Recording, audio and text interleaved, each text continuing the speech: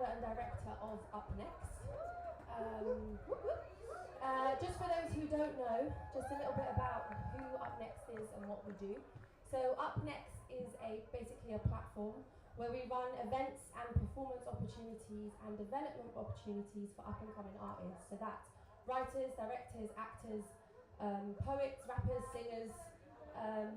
We work at offering opportunities so that those that are already talented and are already incredible, doing amazing things, just have a stage or a platform to show what they can do. But we've also got a youth and a community strand where I work with young people in theatre and film programmes, sort of training up the next generation. We're called Up Next Generations, which is pretty cute. And at the beginning of next year, we'll be starting a youth theatre for 7. I know, right? So I'm saying it to believe it myself. It's really exciting.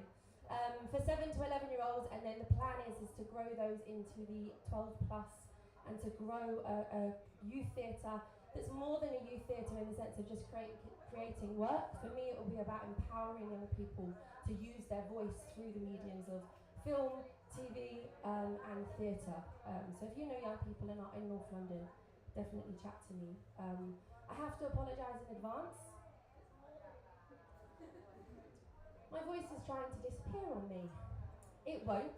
We will make it through together. But I will be sipping on some hot water and lemon throughout the evening to help. I don't feel ill, so don't feel sorry for me. It's just my voice. Tonight is a very, very, very special night for me, but a very, very special night for 6 plus 7. But one of our poets, unfortunately, due to family circumstances, couldn't be here today. But we do have one of his poems recorded that we will be playing out loud for you guys, so that he is honoured in this space as well.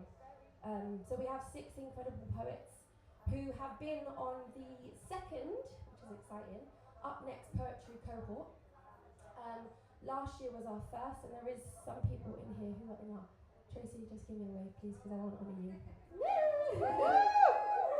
So Tracy was one of the crazy creatives last year that believed in me and joined the first cohort, and it was incredible. And so this year I wanted to do the same, and again I've met some incredible poets and writers. And we have done 3 workshop sessions basically, where they have been facilitating in writing new material.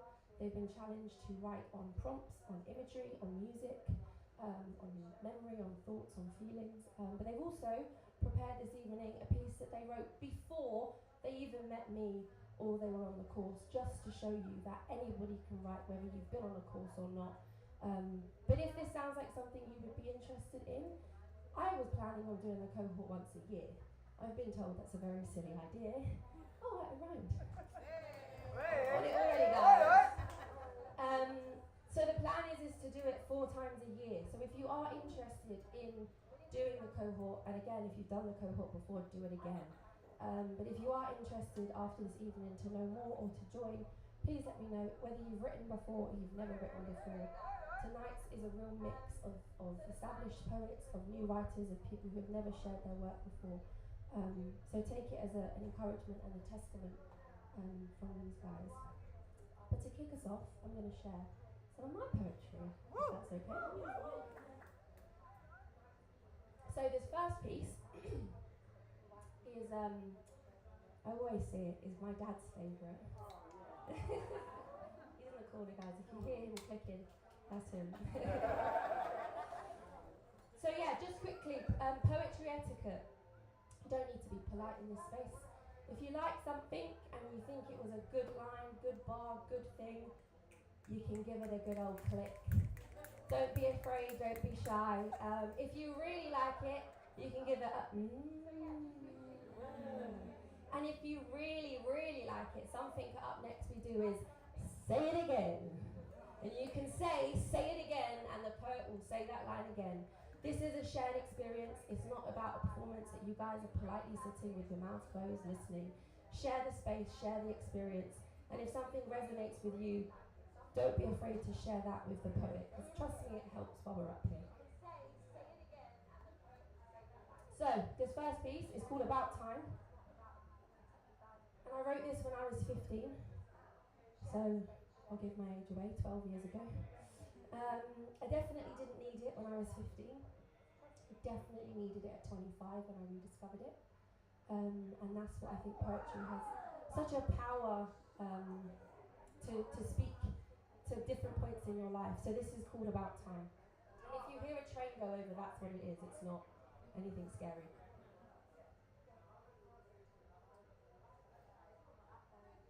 I think it's about time that we learn the difference between someone that flatters you and someone that compliments you. Someone who spends money on you and someone who invests in you. Someone who views you as property and someone who views you properly. Someone who lusts after you and someone that truly loves you. Because until we learn this difference, well, there isn't anyone there at all. Because we are precious. And no one has the right to make us feel less ambitious. We know who we are and what we require. So why let someone ruin what you want to aspire? I want to change this need to settle. So that our younger generations grow up with an expectation because we have given them the explanation that they are fearfully and wonderfully made. Now I want them to believe that. Because once they believe, they will achieve, and we will kiss goodbye to those tears that we shed, and we will embed this idea of expectation. People seem to have associated expectation to be something negative, something they can't be but feel they have to be. But what if this expectation wasn't on what you have to be, but what you want and you deserve from someone else? If I expect you to love me for me and you expect me to have your back from this day onwards, then this idea of expectation is beautiful. So don't just settle because you're scared to feel the reject. But please come to terms with what you want to expect. Thank you.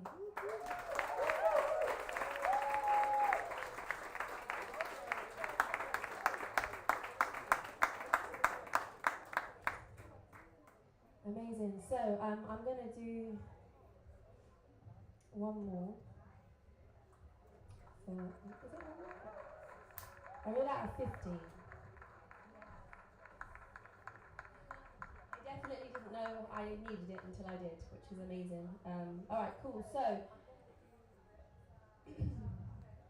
this next piece I wrote in response to, often the poetry I write is very inspired by how I'm feeling about situations that anger me or upset me. And I don't know how else to talk about it without writing poetry sometimes. And so this was inspired by some of the stuff that we're seeing and hearing and witnessing over in Gaza. And so this poem is called Two Mornings. I wake to an alarm clock, the soft buzz of a phone stretching in safety. The kettle sings a familiar tune. Somewhere else I wake to thunder not made by storms but walls that tremble. No choice but to rise with fear already waiting. I scroll through timelines, read headlines, sip coffee, pack a lunch in a box that will be opened at noon. They scroll through rubble, sip water if it runs, pack what remains of what's around them for children who ask, does school still exist? I complain about the traffic, slow buses, emails stacking up like bricks on my chest, and they navigate checkpoints. Blocked crossing, their air thick with smoke instead of schedules. At night I sink into my sheets and dream of tomorrow. At night they listen for the sky, pray the roof holds and wonder if tomorrow will still come. Two mornings. Don't lose sight of the blessing of the one that you have. Two mornings. Thank you.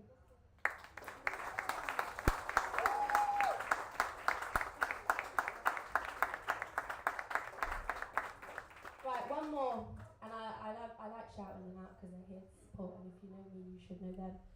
My mum once said to me, your poetry's so serious, write something light. So I tried, and this is that attempt. Anyone like a good cup of tea in here? Oh yeah! Hands up, show me, you know, got a good cup of tea.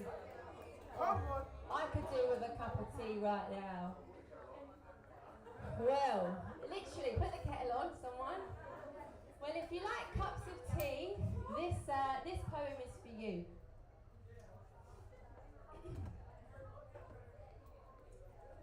Half full cups of tea, left with lipstick smudges on the side of my mother's favourite mug. Drips of tea stain the bedside table as the sugar dries and crystallises. Left there till the mug's next summoned to the hands of another loved one, warming their insides like it once did mine. Chips on the rim that cut your lip and leave you thinking about life when your lip didn't hurt, when your lip wasn't hurting. You have mugs from the seaside, mugs with your printed childhood face fading like the child you once were, and mugs too small, the ones you use when none else are clean.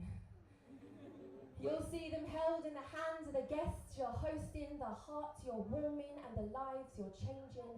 Believe me, there's more than you think to every cup of tea. If you ain't a tea drinker, then you won't know the warm sensations and the conversation shared over a bag of leaves, milk and water. You won't know that feeling of that lovely cuppa you want when you get in, and those biscuits you'll be dunking, but if you are, then you know what I'm describing, because there ain't another thought like it.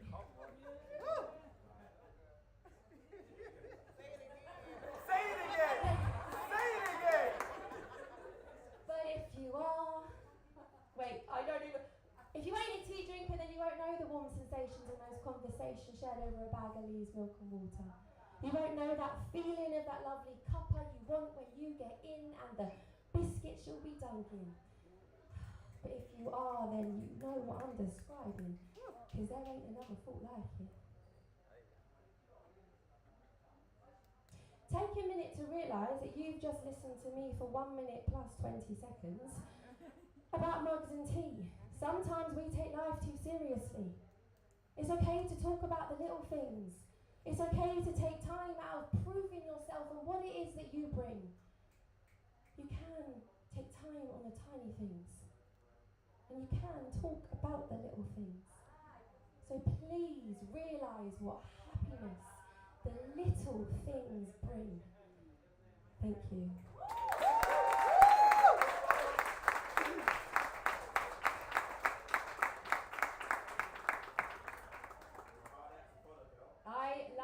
I love that there is. I don't think I've ever had an audience that have loved tea as much as you guys. I feel like the next event should be just everyone meeting up and drinking tea. Because I'm down for that one. I'm down. Alright, well, I could stand here all night because I love poetry so much, hence I do what I do. But I do have some incredible poets who are waiting urgently and anxiously all over here. And the first poet that we have for tonight, please give him a massive round of applause and welcome to the stage, Ellis!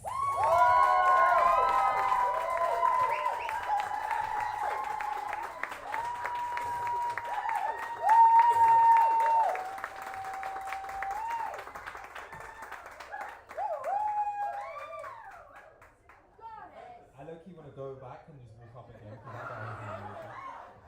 Thank you guys so much. Thank you, Ray, once again for having me. So my name is Ellis Witter. I go by King Ellis W on Instagram as well. So if you like what you hear and you like what you see, give me a follow so we can speak. I made that up on the spot. Allow it, right? We got into it. Can anyone hear me okay? Cool. So we have like 3 different topics as well. Actually, let me talk a bit about the course first.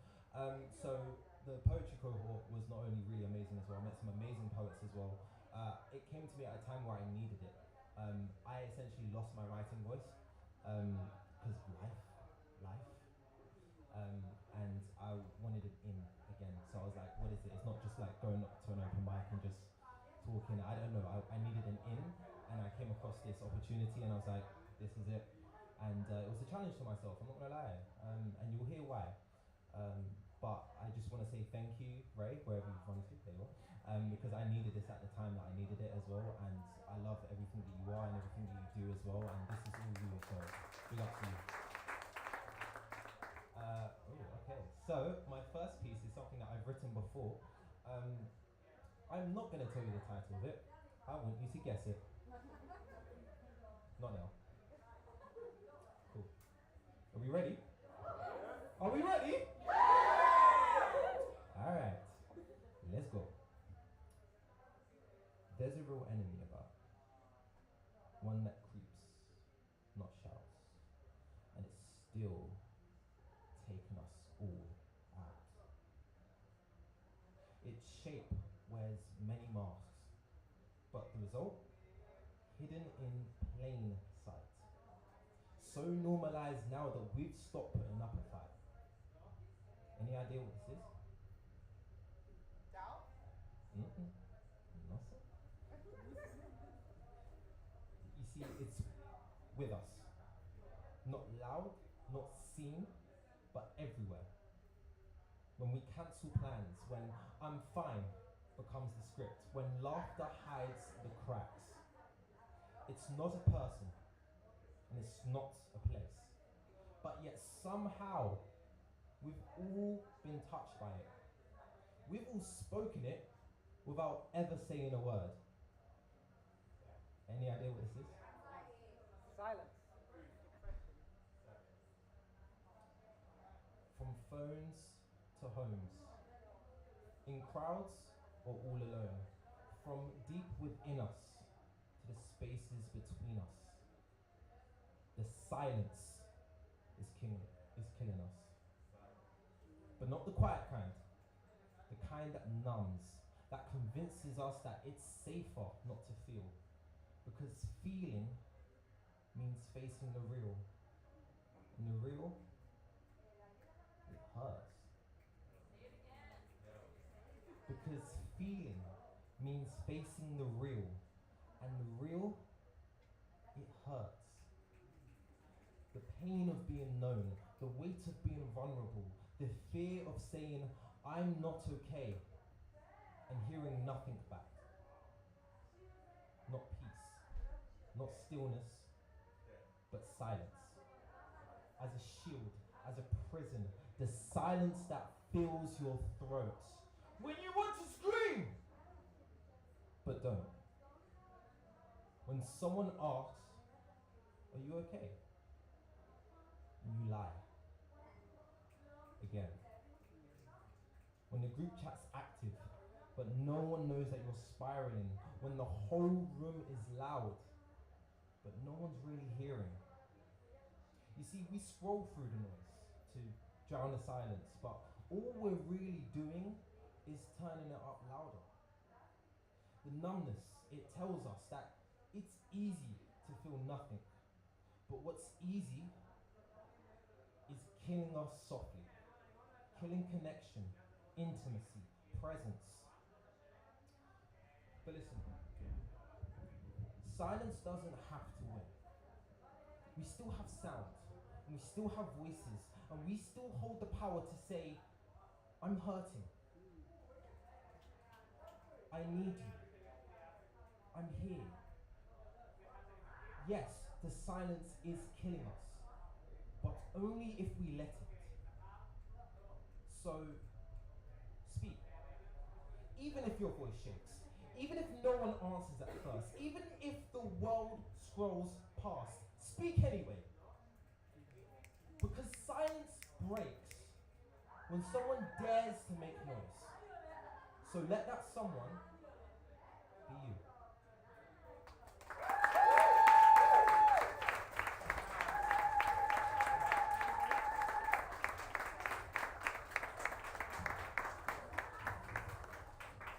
So that poem's called Silence is Killing Us. I think you know why I wrote it. Thank you.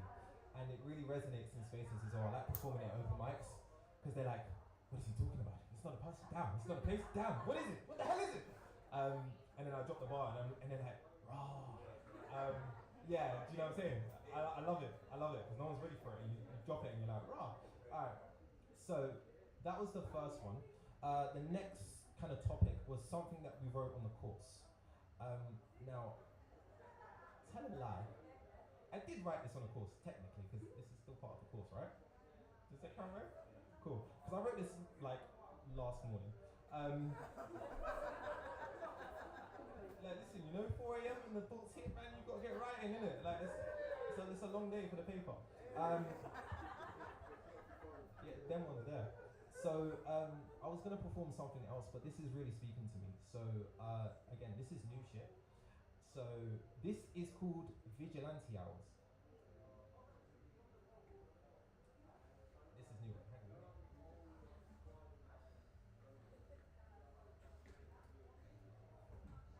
Okay, let's get it. I've never performed this, by the way, so here we go. Up at Vigilante Hours with my powers being used to create safe spaces to heal the... Trey, say it. We'll go again, we'll reload it. We reload it. You see how the train's trying to hate on us, man? We got this. See, Vigilante Hours and then now... Come on, man. Okay. It is a long ass train. It's fine. It's fine. Okay, are we ready? Are we ready?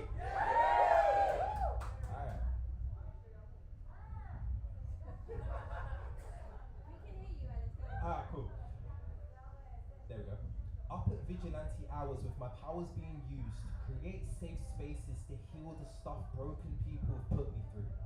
To tell you the truth, I'm partly at fault too, because I let them ooze it out when I remember when I needed a me too.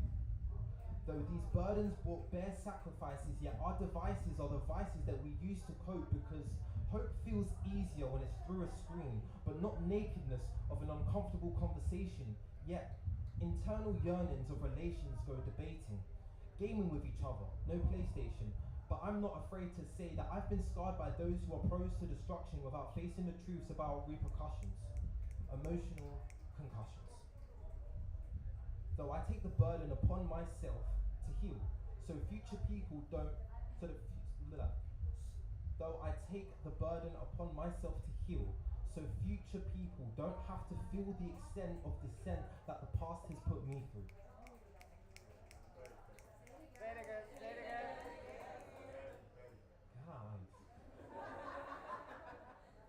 Though I take the burden upon myself to heal, so that future people don't have to feel the extent of dissent that the past has put me through.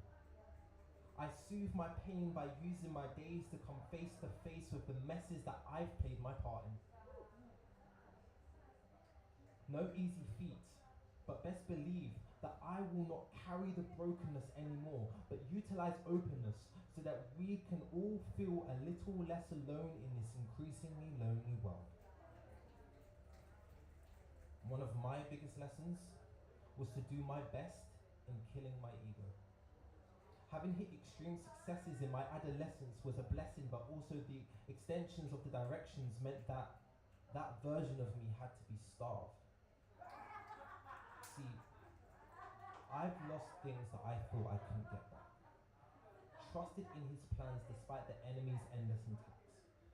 And each and every time I faced the facts that I've received more than I could have ever planned. Asserted in places I'm unqualified to stand. Developed and sharpened despite consistent feelings of being disheartened.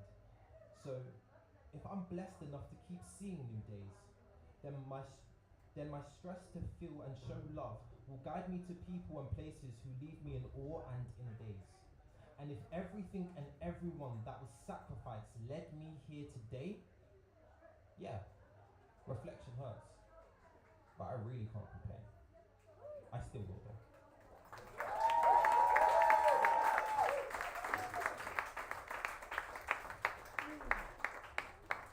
Thank you.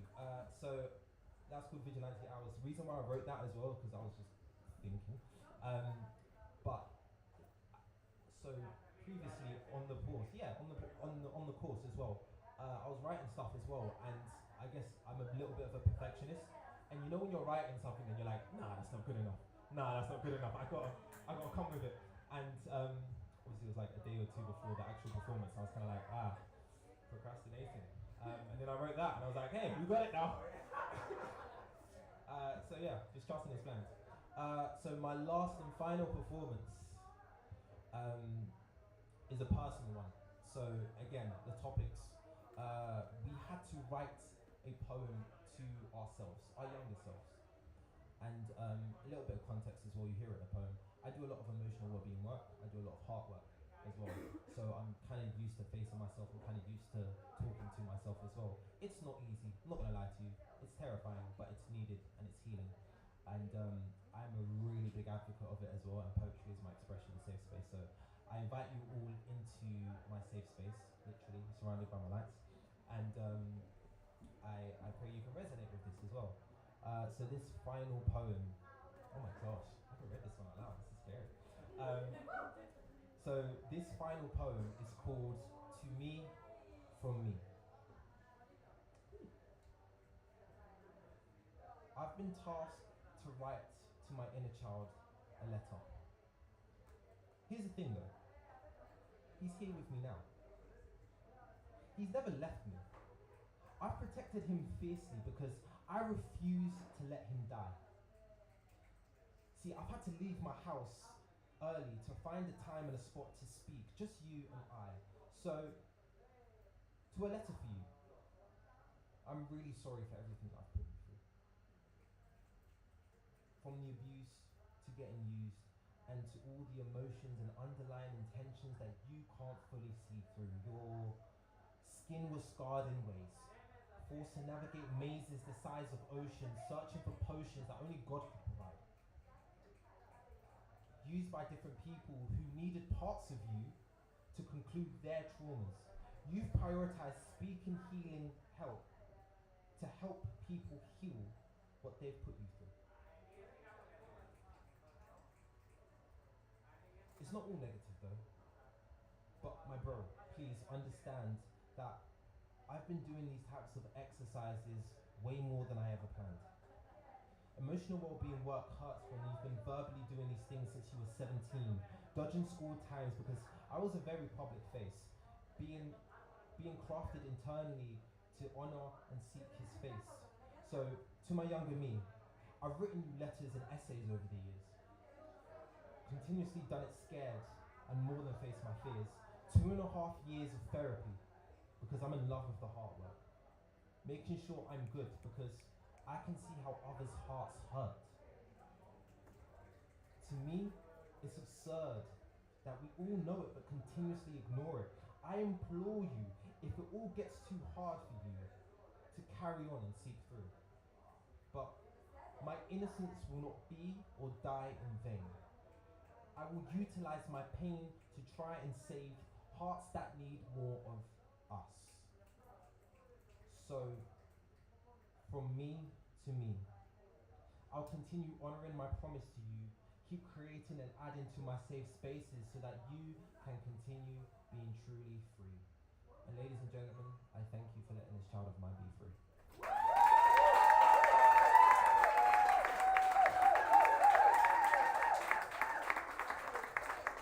Oh, my social media. I haven't done this before. Thank you, Ray. So if you like my work and want to hear more of my words, my social media on Instagram is KingEllisW, KingEllisW. If you film something as well, please do send it to me as well. I'd love to connect with you. I'd love to have a yap with you. I'm really grateful for everyone to be here as well. I understand you all have people that you want to see as well. So on behalf of everyone here that is yet to perform, thank you.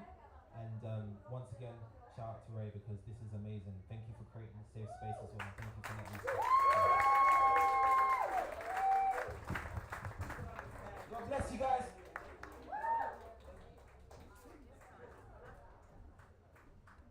One more time, please, for Ellis! It's always so weird for me to say your name, Ellis, because my older brother is called Ellis. So when I say Ellis, I'm like, huh? But yeah, that was incredible, Ellis. Thank you so much for sharing your words. Beautiful. One more thing I forgot to say at the beginning. Lovely Hakeem is stabbed right in front of me with a beautiful camera, which I hate, but I also know it's important. So hi, camera. He's doing his job. He's moving around. He's doing it for us. So just think incredibly with his own camera doing his thing. But he will be moving around the space. And then also a massive shout out to Alex, who's also holding camera slightly more hidden at the back there. Woo! No, genuinely, I shout these guys out because up next year is about the events and things that I do, but they're also creatives and I'd also like to platform them too. So if you do events or you have parties or weddings or whatever's coming up, please do chat to them and use them and their skills because they're incredible. So don't just think of the poets here. And then also I just want to shout out, in case I forget at the end, because it will haunt me all the rest of the year, Joanna is also at the front. She let you guys in, checked your tickets. So yeah, just thank you, Joanna. And I just really want to quickly say I'm a one-woman band for Up Next, and I do what I can. But when people message me like Joanna did, she came to one of our events before, Bars on a Bus, if you want to know more, ask me. And then she messaged me on Instagram and offered her support to help me with today's event. So I just want to honour you for that because you don't understand how much that means to me. And if you want to get, thank you. And if you want to get involved and support what I'm doing and what we're doing as Up Next, please do chat to me because I want to grow a team and take over the world with opportunity. So if you want to be part of that, please chat to me. But now I'm going to stop rambling because we have some more incredible poets. And the next poet is someone incredibly special who's going to grace the mic so beautifully. Please give a massive round of applause for Lorella!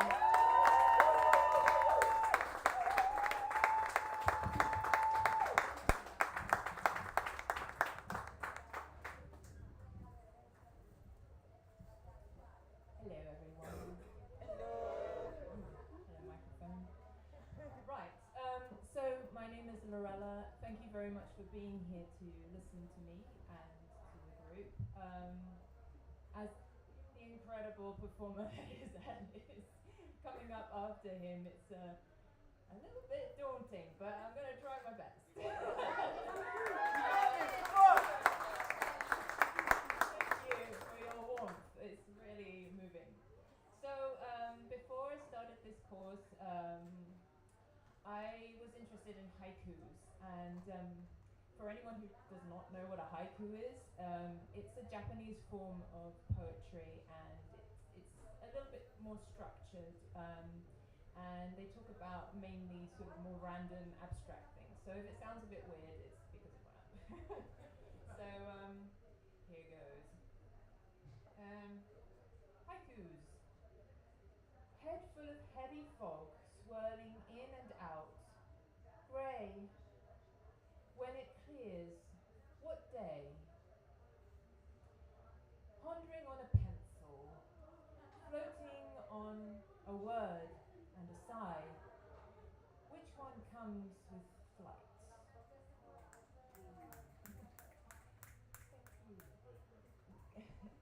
Glasses in a case. Eyes and two in a face. One. How many eyes are there? Light from a flame flick.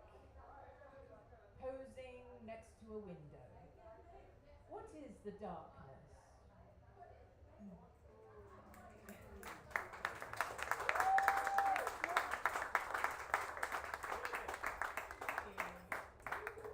Oh wow, thank you. I love this warmth. So my second poem is something that we worked on in the class. I really like free writing. Who likes free writing here? Woo! Yeah, all right. Woo-hoo. Me too. I love sort of the weird stuff that comes up, and sometimes it can get like a bit scary as well, and so like, where on earth did that come from? Right? Who's been there? We've been there. Right. So this is a few things that we did in class, like accumulative free writing. And Ray said, highlight the bit that you like most. And so I thought, I'd do that and then just make a little poem out of it. And this is what came up. The sinister tick and even more frightening talk. Say it again!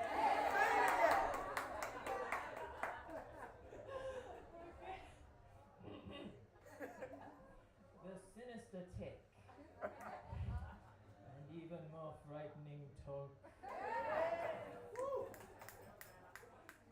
Flickering with laughter and laughing with mischief. And in the middle, this black mug. Remember that?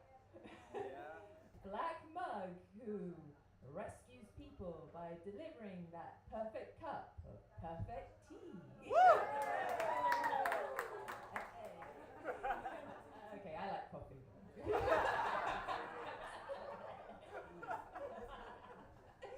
All right, so third and final piece. This is the letter to younger self. I've got to confess, I found this a little bit cheesy, so if it comes out like really cheesy, it's because of that. Yeah, so a letter to my younger self. And by the way, this is not just to me. This is to anybody who goes through a little bit of a quibble in life and just needs some nice words here, okay? So yeah, this is my gift to all of you, actually. Alright. So, how beautiful you are. Yeah? How delightful. How full of life, energy and light. This is who you are. You are delightful. And although the world around swirls and has its ups and downs, yeah, this never changes. You are delightful. Mm. Sometimes you'll fall down, yeah? And you may need to frown. That's good. It's good. It's all part of living. You don't always have to be giving. Give. But never forget, you are delightful. Thank you very much.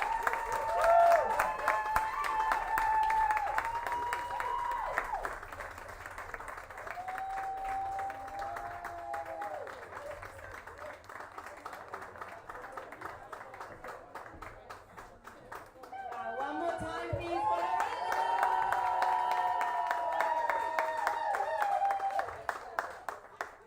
I don't know if the rest of the poets can agree, but like I feel like I've seen an entirely new, exciting side to you. Now sharing your poetry. You already were so bubbly and light and such a positive person in the space, but to watch you perform, I could watch you all night. Just the light that shines out of you. So well done. You are incredible. And keep performing. Don't tick this one off the bucket list now. Keep doing it. Amazing. All right. Amazing. I've got a very, very special poet that is about to grace the stage. And she's a very talented, incredible woman. And after tonight, there is going to be absolutely no stopping her in terms of her performing poetry. And I say it now, and I'm so blessed with Up Next in terms of when we work with up and coming artists. I can't wait for in 10, 20 years, even in 3-5 years, I can say, yeah, well, they started Up Next. they performed Up Next. I can't wait. Because these artists, this artist is going to grace you with some incredible words. And we're not allowed to say we're nervous or worried or scared on the microphone. Please give a massive round of applause for Chloe!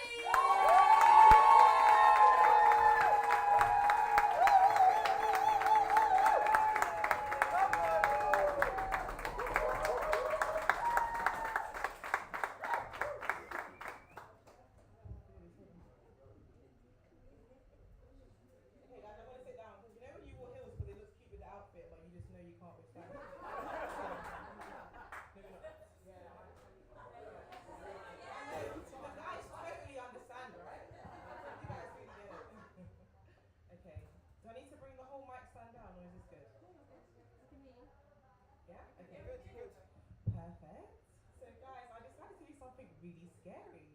I thought there's a spoken word course, and why not? Okay, so I've done a lot of public speaking, so the fact that you guys are all here isn't really what makes me nervous.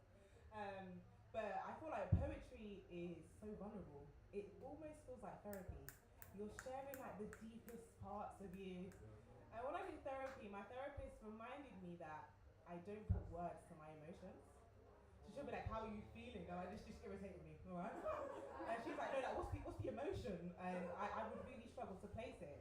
So I feel like a part of this has been therapy because it's enabled me to dig deep.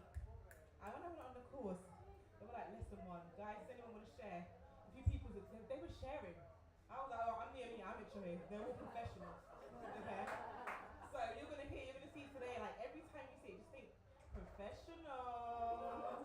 Come on guys, repeat after me, professional. Because we've got some professionals in here. Alrighty, so we had 3 pieces.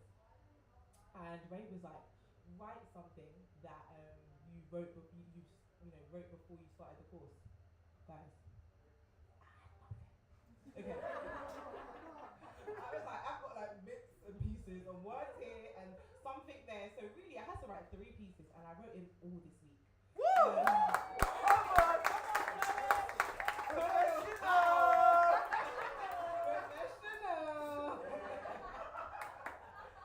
So this first piece, I'm going to tell you the name of it. It's called Falling. This is for anyone that has been in a relationship or dating somebody.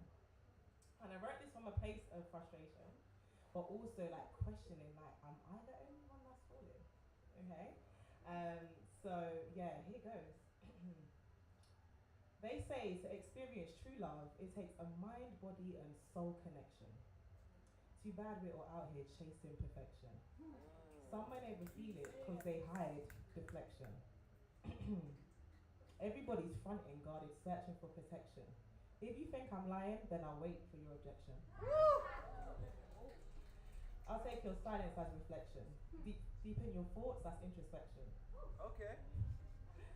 I can't help fall, but like I'm the only one that's falling. Only one that's calling. Am I the only one that's falling? Causing a big scene and now we're brawling. Cutting deep, I got my claws in. If we both keep our guards up, then how else will we connect? If I give you my heart, promise you'll treasure and protect. We're both yearning for love, something raw and imperfect. The moment that is felt, it makes it hard to disconnect. Don't fall for it, this love's a drug, and now you're hooked. Say it again! Sorry, I'm not gonna lie, I wasn't expecting that. If I give you my heart, promise you'll treasure and protect. We're both yearning for love, something raw and imperfect. And the moment that is felt, it makes it hard to disconnect. Don't fall for it, this love's a drug, and now you're hooked just like a fiend. I guess I need rehab now. I'm so damn naive. Not just naive, I have the tendency to people please. Giving too much of myself just to be seen. Say it. Say it again! Don't fall for it, this love's a drug, and now I'm hooked just like a fiend. I guess I need rehab now. I'm so damn naive. Not just naive, I have the tendency to people please. Giving too much of myself just to be seen. Feels like I'm oversharing, telling parts I'd never let you see. This is more than poetry, this is the deepest parts of me. Professional! This dude could never see me press, so now it's easy to pretend. I'm an undercover actor, I can be a good friend. I've typed up these long messages, but I just can't seem to press send. Telling myself to detach, I'm breaking down again. Should have never started dating him, I had a bad gut feeling. Now I'm back in therapy, she says this is my healing. Healing my inner child so that my life can have more meaning. Am I the only one that's falling? It's like my heart's on my sleeve, but you kept yours, and now I'm all in, and now you're stalling. Sink the clutch, watch me flex. Fuck this, I'm angry, now I'm vexed.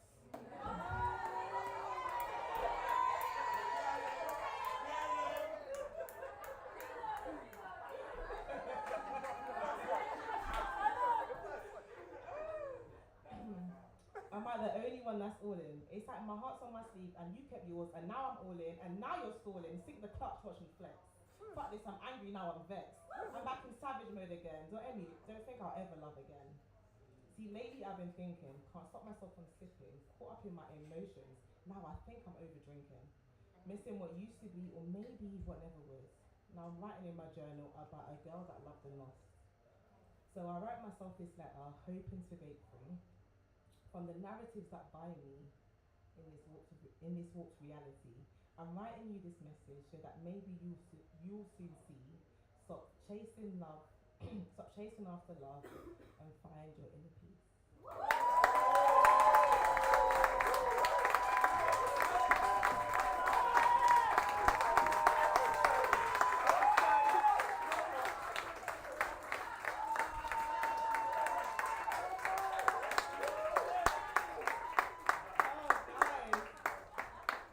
That was a lot. I have to pick up the poets that remember, you know, because that was a lot. Right?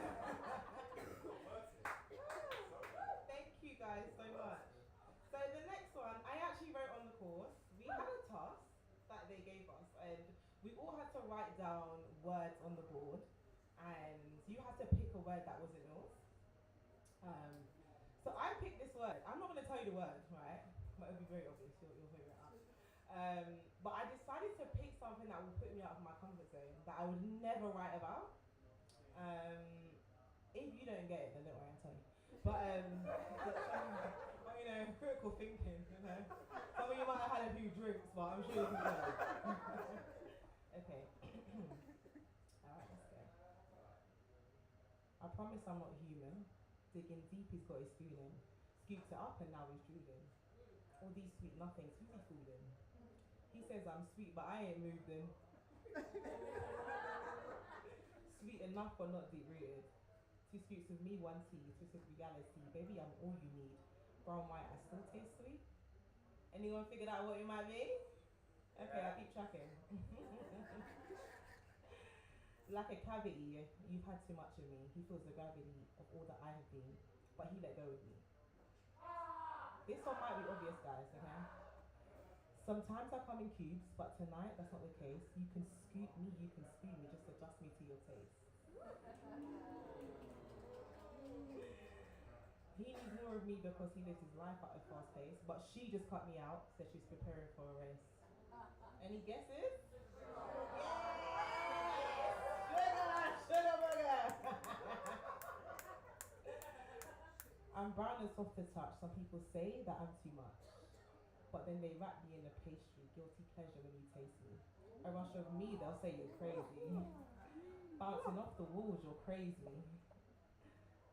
Bouncing off the walls, you'll crave me. Blood levels raising because you ate me. Enjoy the rush, that's not enough. You'll need way more just to sustain me.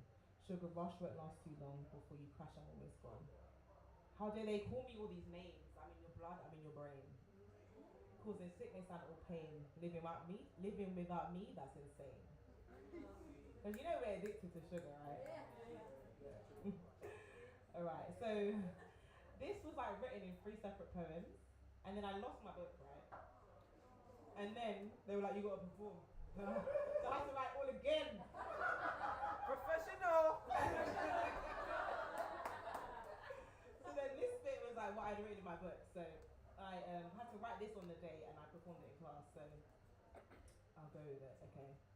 I just can't seem to focus, and I couldn't help but notice that I'm hooked to your hypnosis. Now I'm sick, what's the prognosis? You're in everything I eat. You keep me up, I get no sleep. And now you're stuck inside my teeth, then it says it's cavities. 2 spoons of me inside your teeth, a little bit of me daily. They say indulge, have a sweet treat, until that sweet treat makes you weak. You're so sweet, you don't stop there. You're in my blood, you have no fear. You can be bitter, mostly sweet. 2 shots of me, I like it neat. And this was when it all turned south. I found it really hard to write about the sweet moments of life. Was in the hospital today. I took a moment just to pray. So many people bound inside. In this deep moment I could cry. Release the pain that's trapped inside. Sometimes I really wonder why. But today I felt so grateful for this thing that we call life. So yeah, it's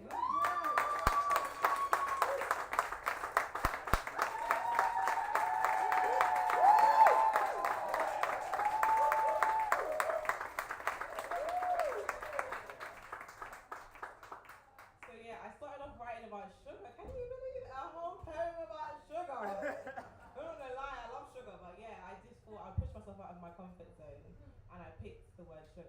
I'm so glad that I did because I put together like 3 poems. So thank you for pushing me out of my comfort zone, Ray.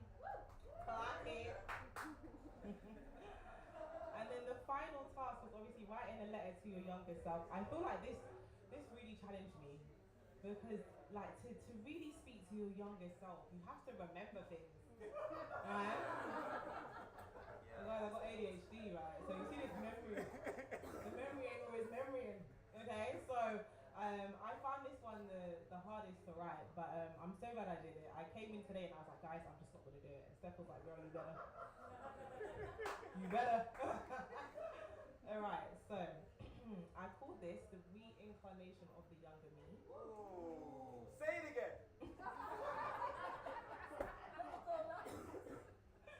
The reincarnation of the younger me. Okay. Truth is, you can't hide when you're speaking to the little girl inside. For me to really speak to her, I had to wrestle with my pride. I had to unpack all the lies I told myself just to get by. Wait, am I moving too fast? To really sit down, I had to recall what had happened in my past. Had to drop the facade and remove the mask. Maybe, if this task never came up, I wouldn't have to ask the uncomfortable questions. I just keep suppressing my true feelings until one day I'll forget them. Say it again.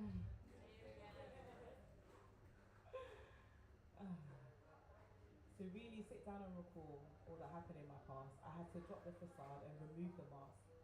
Maybe if this task never came up, I wouldn't have to ask the uncomfortable questions. I keep suppressing my true feelings until one day I'll forget. I'll just live with the regret. Right? It's hard to really find. It's hard to find the younger me. Feels like she's buried 6 feet deep. To unlock the gates and set her free, I gotta finish therapy and heal the wounds inside of me. You see, the younger version of me, she was kind of different. She wasn't quick to respond. She wasn't really quick-witted. Let me give you context so that you don't have a twist, so that your perception isn't twisted. She was pure, sweet, and naive, so caring, so intrigued. Discombobulated, living with undiagnosed ADHD. Broken home, so she hardly speaks. Loves to play and kept her emotions discreet. Had high hopes, dreams, so far from reality. She liked watching Nickelodeon. Taina, Keenan, and Kel. Her siblings blamed her for being clumsy. She was a snitch and a big telltale. She often slicked down her baby ears with edge control and gel. She hated getting her hair done. Her aunties were called her, "You look a nasty girl." But she didn't care, that shit hurt like hell. But then the teenage version of me, she grew to be kind of mean. Still naive, wet behind the ears, you know, that kind of green. She used to fight and cause a scene. People knew her to be mean, but deep down she had no confidence, just real low self-esteem. So little to no self-belief. She needed guidance, someone to coach her to believe. She was angry at the world, living in chaos and mess. Up all night, loads on her mind, she could never seem to rest. Okay, let's get into this letter. Maybe as I'm writing, this will start to get better. Coco, you made it to 30, girl! You grew up to be so smart, cute, and just a little 30, girl. Alright, let's do that again. Say it again. Okay, Coco, you made it to 30. You grew up to be smart, cute, and just a little flirty.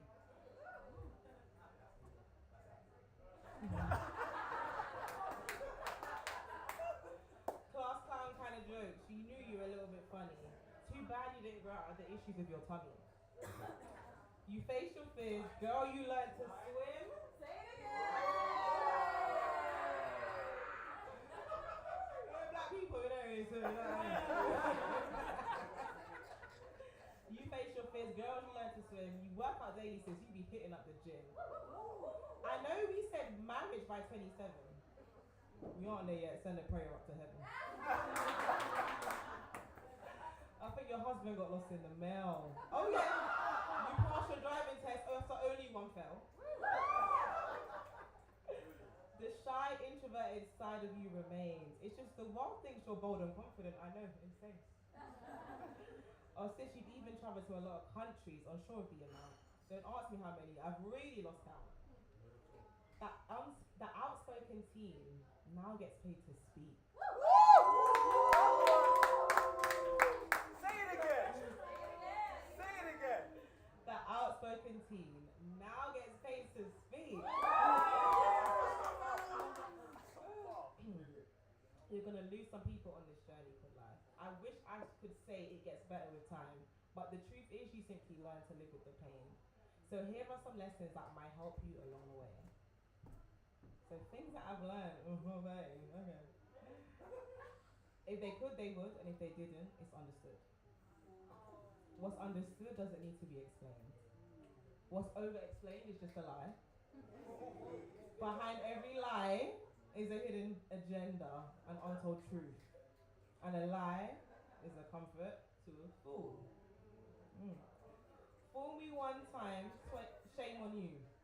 Fool me twice, can't put the blame on you, right? You only live once, so make the moments count. And count every moment and remember, you're not broken, you're chosen.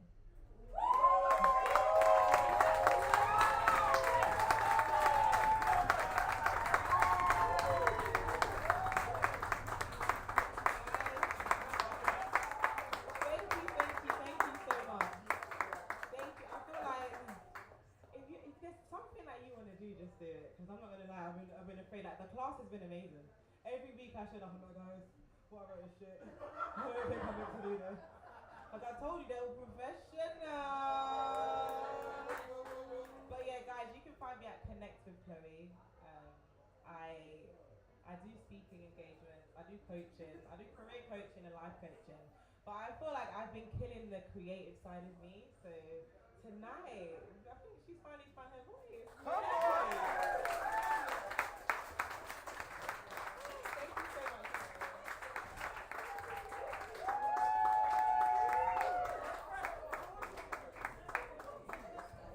One more time for Chloe!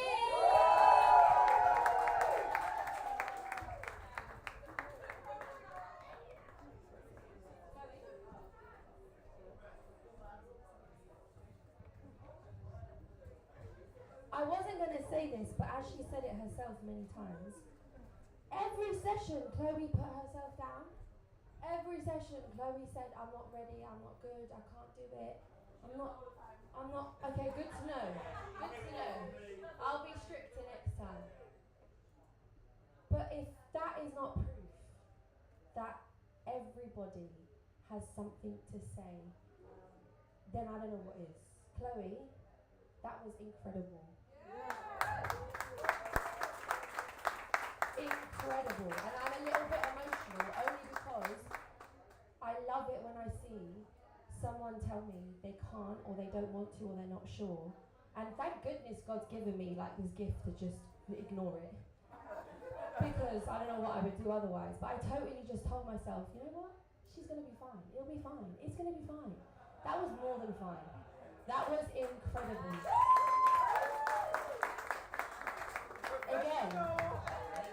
Again, when she's on big stages doing poetry, you lot can tell everyone where you saw her first, yeah? Just saying. Alright, we're going to take a very, very short break, just for you to use the one loo that there is, and get a drink. Please support this bar. They're looking to support us as up next in terms of future events. So if you can, grab a drink, do say hi, make them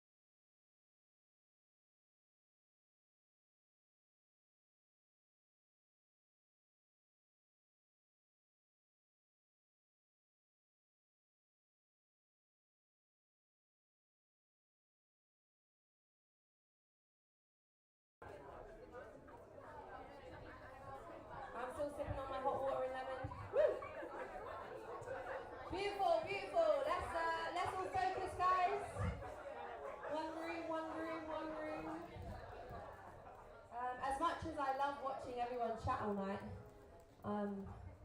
We got some poetry to listen to. Woo!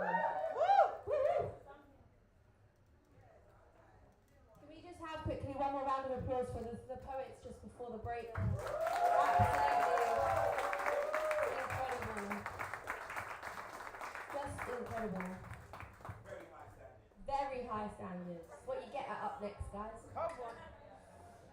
No, it's so cool for me to like run what I do and run courses I do and do events that I do and be inspired by the people that look to me to learn. And I think that's when you're in the right spaces, because I believe iron sharpens iron. And if you are in a room where you think people are better than you or more capable than you, then you're in the right room. Don't cower from those rooms, don't cower from those spaces, because there's so much that we can learn from each other. I learned so much from every single one of the poets that I was supposedly leading and facilitating in the space, and that's what matters and that's what it's about. So thank you to you poets that taught me this course. Cool. Before we get on with the next couple of poets, I've got another piece for you. This one's a very personal one in a very different way. So my family fostered for 27 years.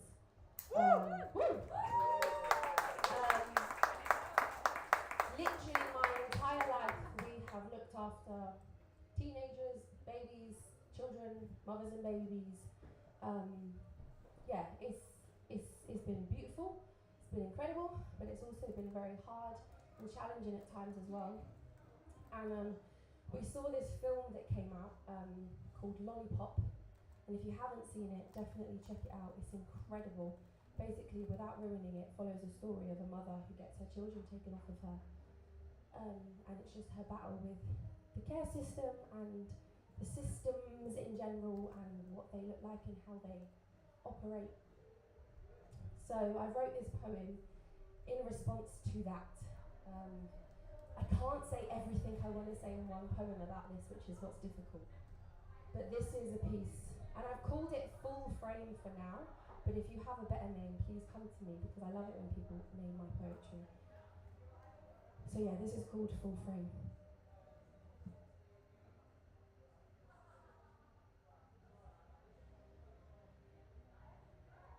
Hold on a minute. Let me get this straight. You're taking my child from me because I don't have enough on my plate. Not enough money to navigate the weight, yet placing them with a stranger to what, pay them in the process? No, mate, this is madness. It's sick. And when I stand up in protest, loud, upset, distressed, I'm slapped in court with shows behaviours of aggression, completely ignoring or missing the cause of this systems-fed depression. My whole heart, my life, my blood right before my eyes, torn from my chest, left to survive in the arms of someone else's paycheck, while I'm painted as unfit, unaware, cast to the side, just another reject. But let's not forget, this system loves a scheme, it loves a project, before it ever dreams of seeing the human being in the process. So quick to fund the separation, but slow to fund prevention. So fast to solidify fractures, but never fast to offer intervention. Pitching a child and parent as if they're on opposite teams, when all they really needed was help at home in the in-between. How many babies sleep tonight under roofs that ain't their own, when all they really needed was help at home until they'd grown? Now pause. Not to silence the pain, but to hold it long enough to see the full frame. Because not every story ends in blame. Sometimes it fits, but it's never the full picture. Because while some have been wronged, others have been saved. While some have been broken by the system, others found space to heal, to breathe, to begin again. And trust me, some piece of the puzzle homes glow quietly. No spotlight, no applause, just steady hands and soft landings for the ones who otherwise would fall. Some people stay long after they're needed, not because they have to, but because something in them won't let them leave. A hard pill to swallow, but not every door opens itself for a wage. Some do it because once someone did it for them, or didn't, and they promise never to repeat the silence. Yes, this system has worked in places, in pockets, in people. But it has cracks that we're too busy pasting over. Too scared to sit with the silence long enough to ask, why does this keep happening? We praise early intervention, but we're not actually built for prevention. But that's where power lives. And that's where cycles can actually begin to shift. Because how do you call someone a bad parent when they were never parented themselves?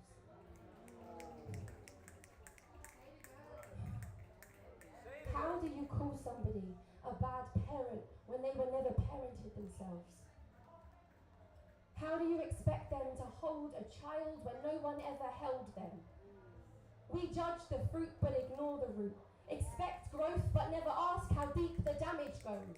So no, this isn't about bashing the system. It's about seeing it in its full, complex, contradictory form. It's a place where some are saved and some are silenced, where healing happens but so does harm. And if we really care about the kids, the parents, and the future, then we need more than a crisis response. We need community. We need compassion. We need connection. Each of us needs to care enough before it goes too far. So before another bond is bruised, let's not just ask what happens to this child, but what didn't happen for the parent too. Because real care, well, that cares from all sides of the story. Thank you.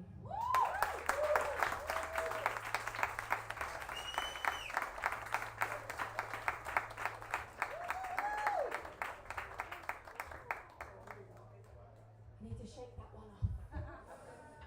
Because if I could wave a wand and change all the things that I'd love to change, I would.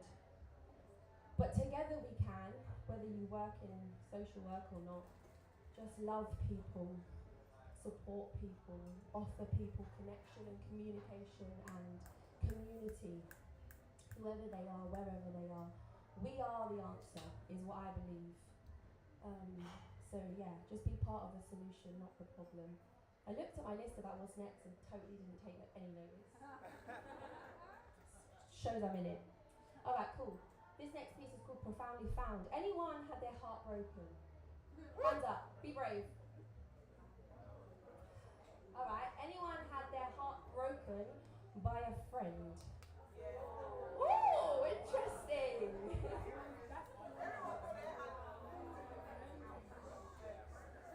I really love asking that question because I didn't expect the response the first time, but friendship heartbreak is something we don't talk about enough, or how to navigate. But this is my piece, and the first time I ever performed it, it didn't have a name, and someone in the Crown named it, and they named it Profoundly Found.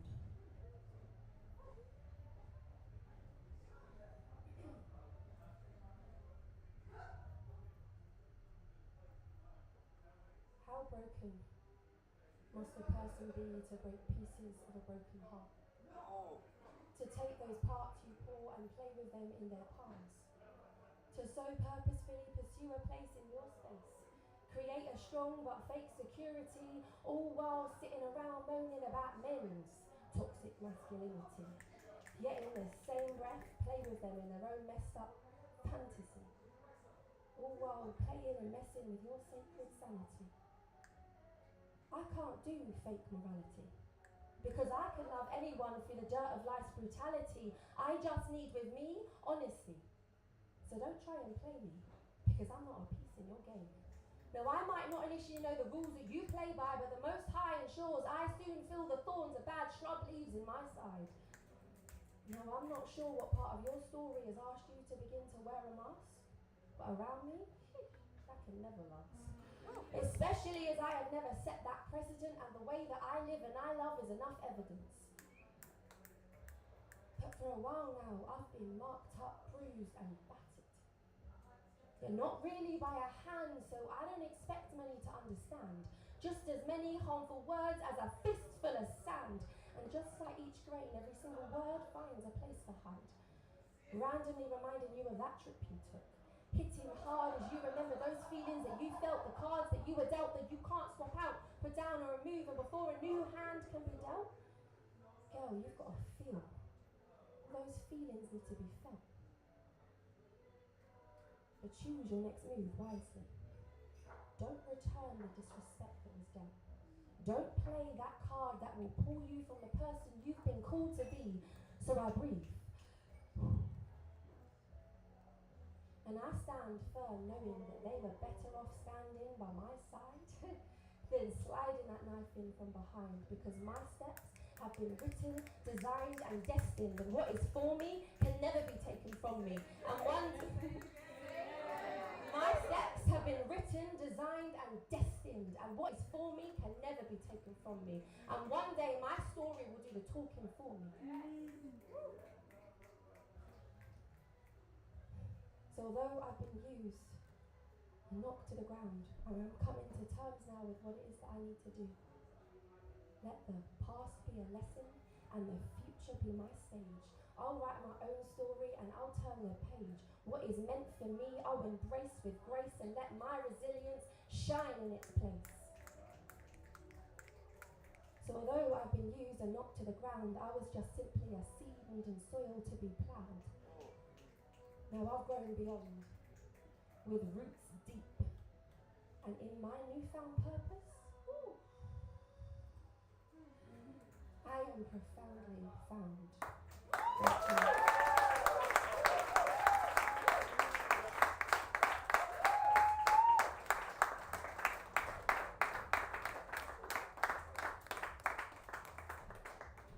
I really like to pride and honour myself on practicing what I preach. And I don't think it's fair to set a task if I'm not willing to do it myself.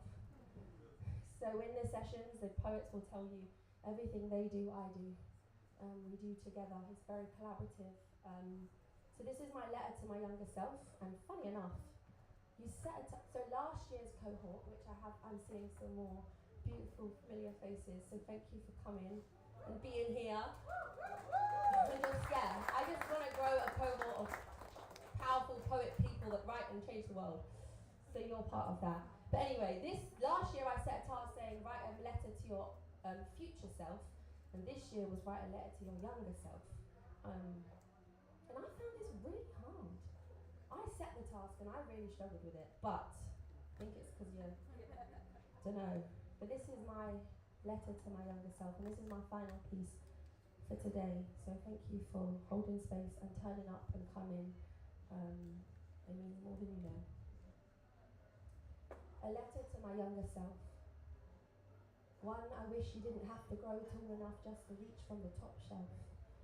Because there are things that may seem cloudy, ways about you that don't quite make sense right now, but in time, you'll let down your defense and things will begin to unfold in the way that they're meant.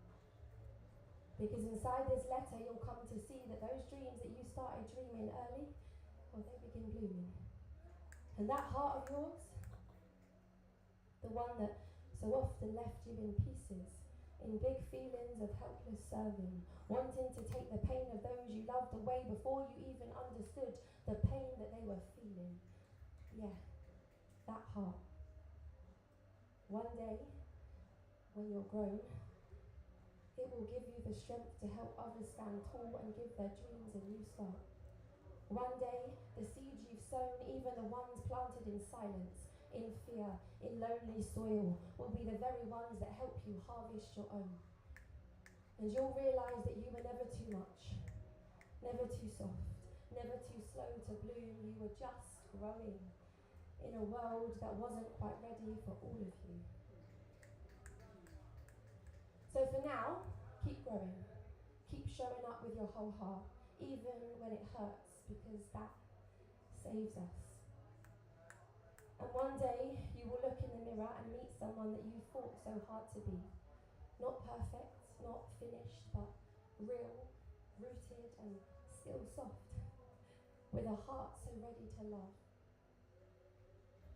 So if you're reading this, if your feet are still dangling and your fingers just brush the edge of this letter on that high up shelf, take it down. Open it slowly. Let it remind you that you are not lost, you are becoming. And even now, you are everything that you're meant to be. Growing, glowing, and learning to love every version of yourself that you've ever been. So I'll sign off this letter to my younger self and say, I can't wait for you to meet the woman you are going to become, you see. Because I really do think that you will be so very proud of me. Thank you.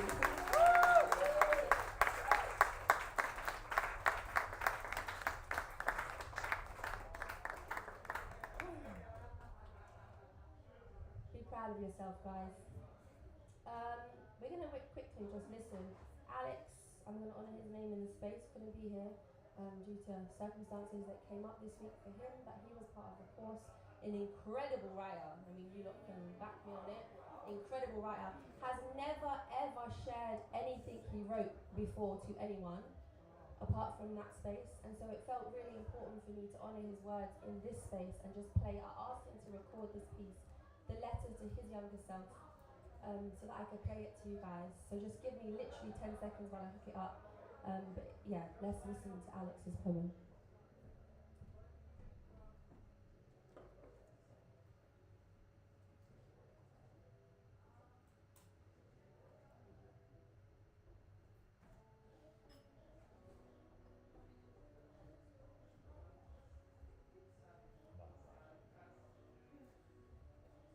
The boy who never sleeps. Is that why you always say? Sorry, one second.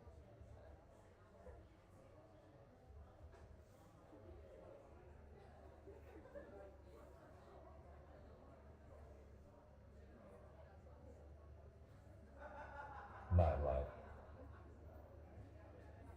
The boy who never sleeps. Is that why you always daydream? Dream of a day you will get a night's sleep, where the nightmare will end, and you will wake up in a world where you feel you belong. To the boy who never sleeps, are you daydreaming right now?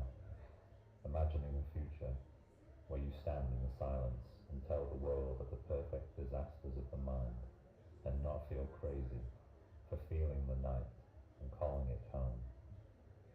To the boy who never sleeps, dreaming of a day you'll hold hands with another, and you'll feel safe enough to tell them how silly you feel all the time, pretending you know why the sky is made of fake faces, masks of the gods, left over from church, dead skin with eyes that do not belong. To the boy who never sleeps, daydreamer incarnate, are you dreaming right now of a man on a stage, in a bar in Camden, surrounded by eyes, exposed to the light? If you are here, let me tell you, I know why you don't sleep. For the nightmares start when we wake up. So if you don't go to sleep, they never begin. We hide in the daydreams and nightlight within. And I know why, and it's okay. You take your time and dream of days where you sleep through the night, brave enough to face that which we both know. That the nightmares start when we wake up.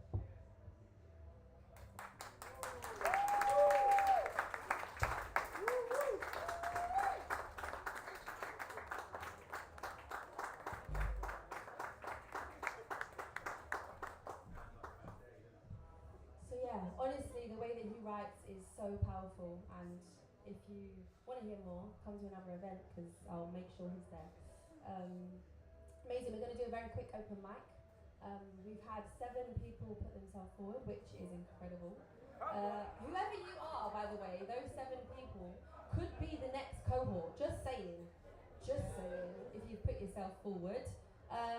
We only have time for One. I know. Maybe if we've got time at the end, we'll do one more. But let's see. We're not leaving. We'll have a slumber party. But you got 5 minutes on the mic. I don't know. They're folded up. I'm going to pick it at random, but we're going to have one open mic person. So if you could give me a drum roll, please.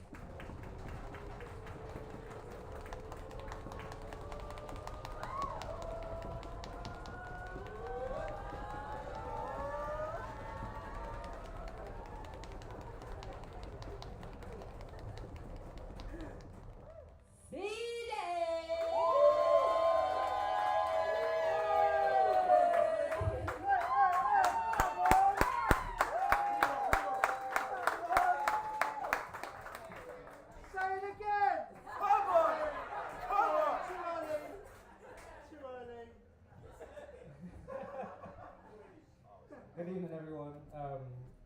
Yeah, I always say when I sign up to an open mic, if it's meant to be, it's meant to be. Don't know if I was expecting to perform today, but thank you again for the platform.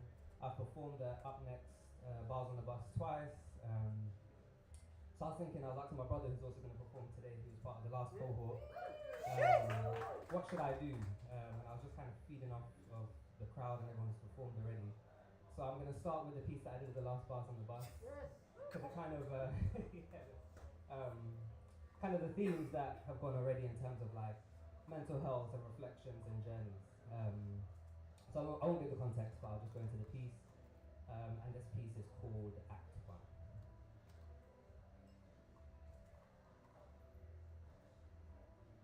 He is not the father. Real life Maury, drama like Jerry, yet I weren't even there, or so I found out. Being a man is hard, especially when you've been asked to be a man before actually becoming a man, and then learning that the man that you believe was the man is not the man. It's crazy. To think that I'd blink and then sink into my darkest place for the shortest time in history. It does not sit with me that it's what caused so much problems in my life. The troubles and strife that meant that I'd lent all of me into only being part of me, to learn that all of me was never shown, not even partially, made me blow my effing mind. So I sat there and watched carefully. Who knew that who I thought I was a lie, deceived to go forth and be somebody that never existed in the first place? You're not following. Let's bring it back a bit. So my mind's been blown, but the light stayed on. I discovered a new reality, that my reality was not the reality I should have been following. So she sat there and watched me carefully. As I looked around and pondered the idea that I could be a better me if I met the real me whilst letting go of me, I felt a pain. Shot right through the middle of my chest, but I couldn't move because she was sitting there watching me carefully. If I moved too fast, I might trip the wiring that I thought had been done above industry standard, but what they didn't tell me was that my fuse could expire. Crash landed like an asteroid from outer space where I had space to float and do what I wanted. I came in so hard, so they asked, why are you so angry? Why am I so angry? Why is it that instead of being fed the food that could kill me, I'm met with dread and filled with bread of the body of not the one who saved me? Tried to stand up for myself, yet he maimed me. So now I was sitting there watching her watch me carefully, wondering why I had felt a connection which led me in this direction to a place that made no sense until the scents I was smelling were rotten. The flesh I had been bestowed, holding more poison camouflage than a toad, had begun to reveal its true colours. I'd offend people without knowing I had attacked, sit back and smile, thinking the advice that I'd given meant I'd be driven first class to those gates. So even though I thought I was moving forward, I was actually stationary, bluesy each February and left to march my way out of it every time. So I thought it best to seek some advice about where I was going so wrong, no longer feeling so strong and in need of a little assistance.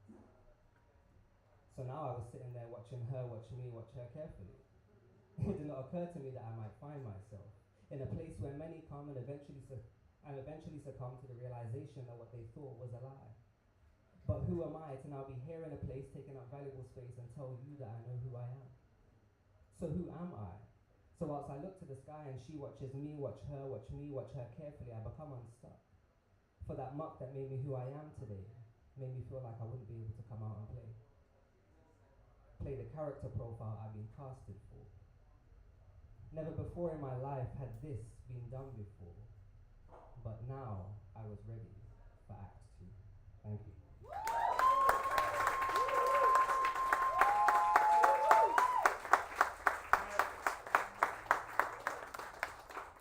So just to give just a quick bit of context to that piece, so this was, and there's references to me watching her and she watching me, and you're probably thinking, who's he talking about? What's going on here? So this is actually me sitting in therapy, and what we were doing in this session was unpacking me finding out that my real dad wasn't who I thought it was, and meeting him for the first time at the age of 9, and kind of like coming to terms with the traumatic experience that I didn't realize it was. You know, because I kind of had that all on the same day, finding out that he wasn't that person and it was someone else. So it's just, it's for a mindset, it's just reflection, it's just making sure that you know, focus and work on the things that you need. Have I got time for one quick one more? No, that's fine, but thank you for listening. Thank you. I'm CJ Mitchell Poet, you can find me on Instagram. Thank you.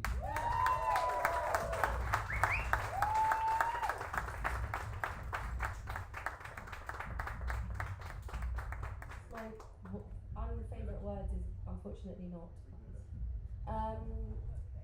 Literally amazing. One more round, please, for CJ. And again, becoming such a seasoned Up Next poet, and I'm loving it. Amazing. So next up next. Always do that. The whole company is called Up Next, and I always say next up. Anyway, up next we have the incredible, please, massive round of applause to welcome this incredible powerhouse to the stage, Liz!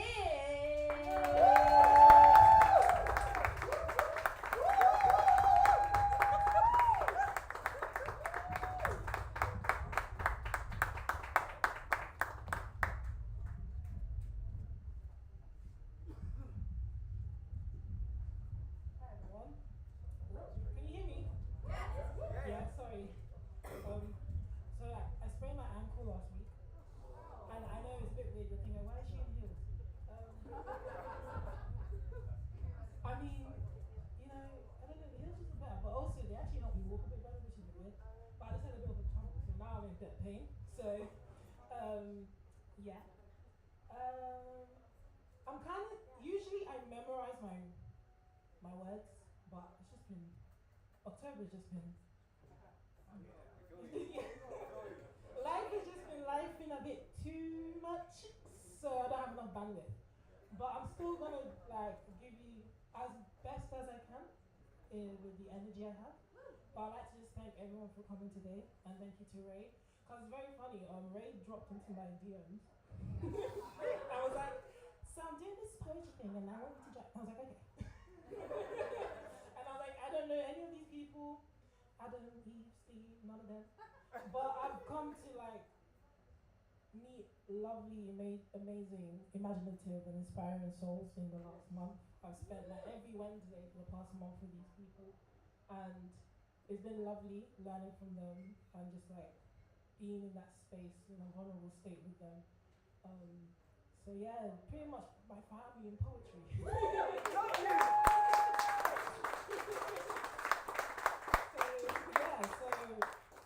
everyone has been saying, we had 3 pieces, one from before, 1 and 2. One that was inspired by the program, and a letter to a younger self, so enjoy. You tend to a garden, day in, day out. Even when you don't know when the flowers will sprout, or when the harvest will be plentiful for all that you've given, it's really painful. Watching as seasons pass, your peers appear to be ahead in all that they do. You cheer and congratulate them as your heart breaks into 2. How long until my blessings come? How much more of myself will I have to lose tending to seeds that seem not to grow? It's okay. Just breathe. Because not all gardens are birthed from the same ground. Not all gardens are fertilized by the same soil. Be diligent and continue to sow. For one day everything will bloom and cups will overflow. And then shall you be fulfilled and reap what you have sown.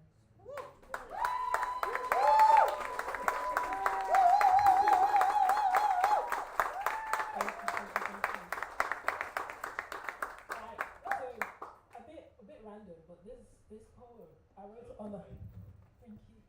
This poem I wrote on a bus. So like shout out to Up Next bus. But yeah, I wrote it on the bus and it was just like, sometimes when it's very hard, especially now that we have social media. Everyone just posts like the highlights of their life, and then it's like you see in all your peers, people who are like the same age as you or in the same type of industries or work you do, and you're just seeing them fly. And obviously you're happy for them, but then you're just like, shouldn't I not be there too as well? Like, aren't I working as hard, or am I not doing as much, or am I not doing what they should be? So I wrote this out of like sadness, because I celebrate my friends, I celebrate my peers, I celebrate all those that are around me, and then it's like I reflect on how much I've given to the work that I do, and I'm like, sometimes I feel like it's a bit hard not to feel a bit G. So that's what I explore in that poem. So thank you.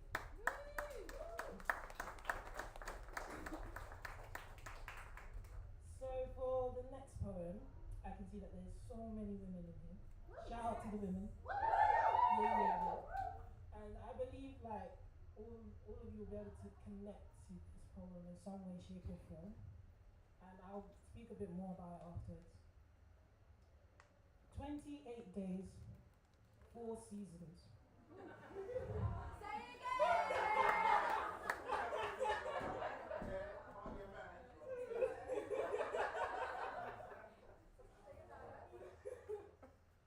28 days, 4 seasons, 13 months every year.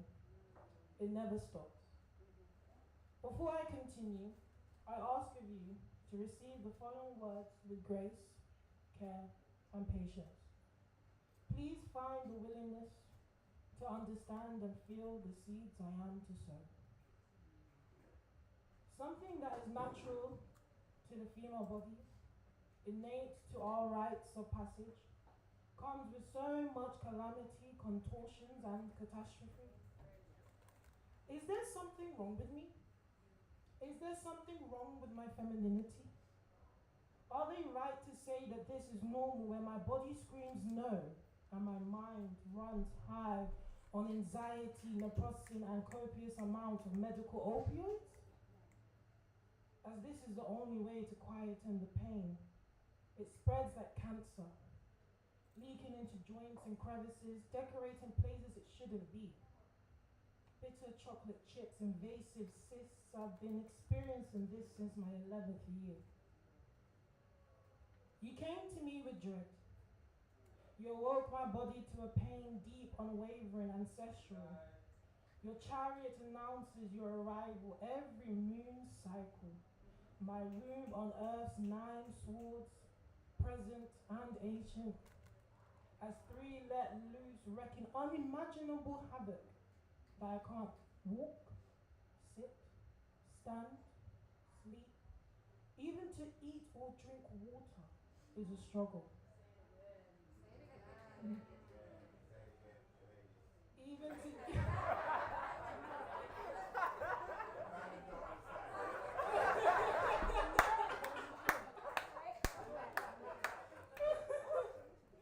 wrecking unimaginable havoc that I can't walk, sit, stand, sleep, even to eat or drink water is a struggle. As I battle waves of tears, nausea, and currents of unconsciousness, it's indescribable how every moment is dressed in pain, and even on my good days, I'm haunted by it. Most will never understand the energy and sacrifice that comes with this. To even show up, for I can only fully advocate for myself in totality. But I thank God for those who have shown me compassion. Yet I see it, I feel it. The questioning and doubts that I really couldn't make it will show up as promised, I swear. I know that I said I could and would. But what can I do when my body has no other option but to shut down and disassociate? I'll pass out soon, then I can finally rest. I do my best every moment, every day, having to start advocating for myself as a teen, often dismissed as a hysterical young black woman. Just get over it. The pain's not that bad. You'll grow out of it. Go on birth control. Just get pregnant.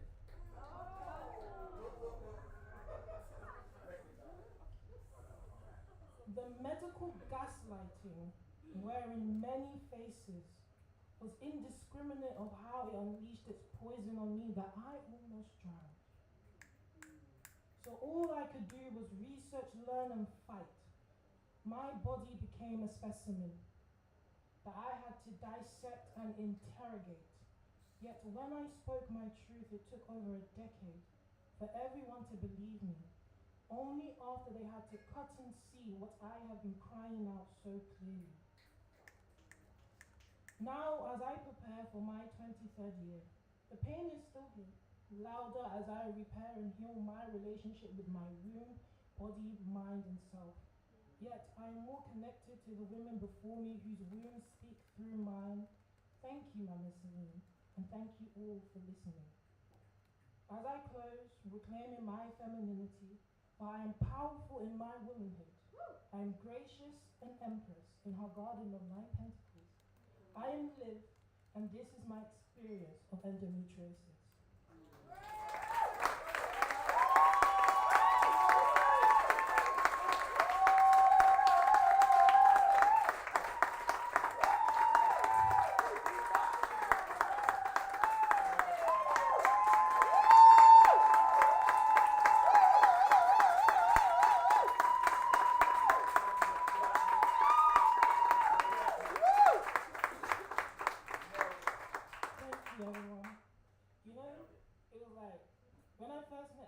The group on the first day, I just showed up and I was like, hey guys, I feel like shit today. I'm just in pain. And they're like, oh my god, wow. I was like, listen, I just have endometriosis. And they were like, oh. And it was like the understanding and the compassion they showed me that session. Bear in mind, we just met on the first day and I was like, yeah guys, so I deal with this long condition. And like the way they welcomed me in the space and looked after me. And I was like, huh.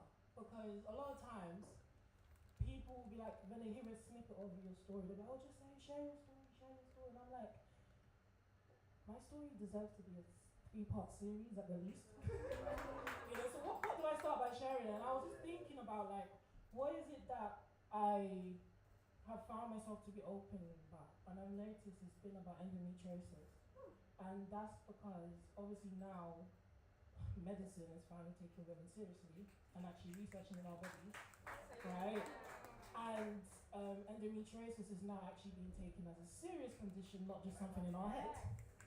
And also being like the age that I am, I'm 22 and I'm like really young.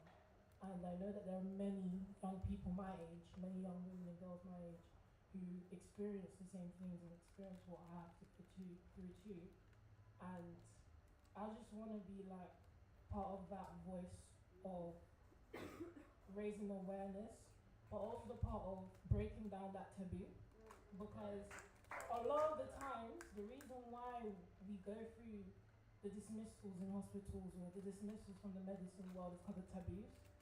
You know, it's supposed to be natural, you're supposed to be able to do it, you know. And also being a black woman, like, oh, you guys don't feel no pain. But it's like, what? I'm human too, you know?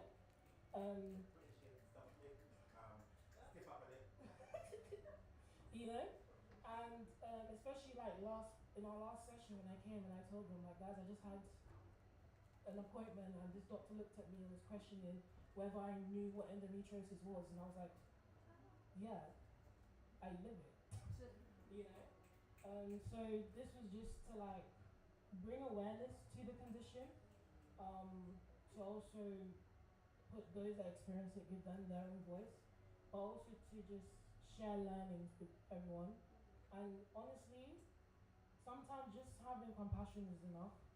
You know, just being kind and like knowing that people, you don't know what people are going through, you don't know what they're living with, you don't know what they're carrying, you don't know what pain they have to go through every day. So that's why I really enjoyed this cohort, because it really helped me, because this whole month has been, so the flare-ups have been bad. But coming to this every Wednesday evening had been like a little safe space. So yeah, Thank you. Love you. So for thank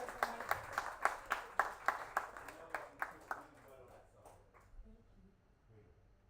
So this is my final poem for the night, and it's a letter to my younger self. And as you probably have noticed, everyone struggled with this one. And with me, I struggled it from a more sort of like, not necessarily because obviously I'm still like really okay. No shade to everyone else because like I know I'm the youngest one. But like in the sense of like I struggled with it from like, you know when they say write to your younger self, you're like, but I am young. So how far back are we talking about? Like when I was in the womb or something like, you know what I mean? So I'm like, how far back do I have to go? No offense, okay? No offense. But like, I was just like, okay, how far back do I go? And then I was like, you know what? I approached it more from like, the fact that I didn't really have like a conventional childhood. So I was like, okay, how do I do this without like trauma dumping everyone? You know? So I was like, okay, cool. So this is what I brought for my letter to my younger self. I'm not going to lie to you and say that the sky will remain the same shade of blue, or that this world will be unconditionally kind to you. I'm not going to lie to you and say that you would be protected and cared for or experience the childhood lived by most. I'm not going to lie to you and tell you that someone is going to come and save you. But I will tell you thank you. Thank you for keeping us safe and taking us through some of the darkest and bleakest of moments. Thank you for pushing through even when you wanted to give up and rest forever. Thank you for fighting and continuing to live even when the very thought brought a lot of pain. Thank you for creating the foundation that I now build upon. Thank you for opening your heart to love when you had every right to turn stone cold. Thank you for remaining strong when you shouldn't have had to be. Thank you, little Ollie. I know that things have not been as easy. Many of our wants, hopes, and dreams are not yet to be a reality. I know that there's been times when even I had abandoned you. I'm sorry.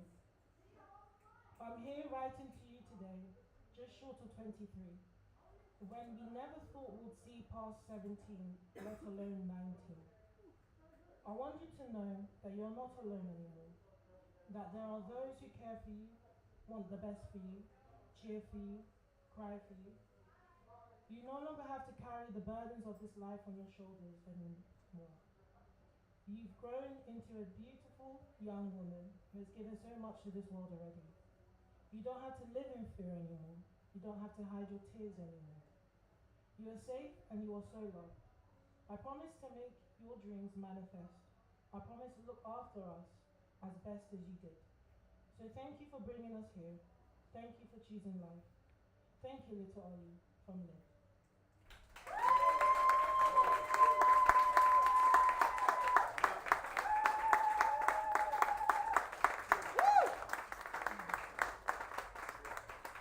Thank you, everybody.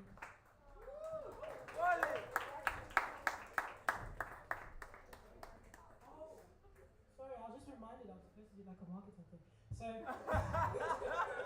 So, you can find me on socials on Instagram, Ollie, two L's, .opara0401. I know that's like a spell, sorry.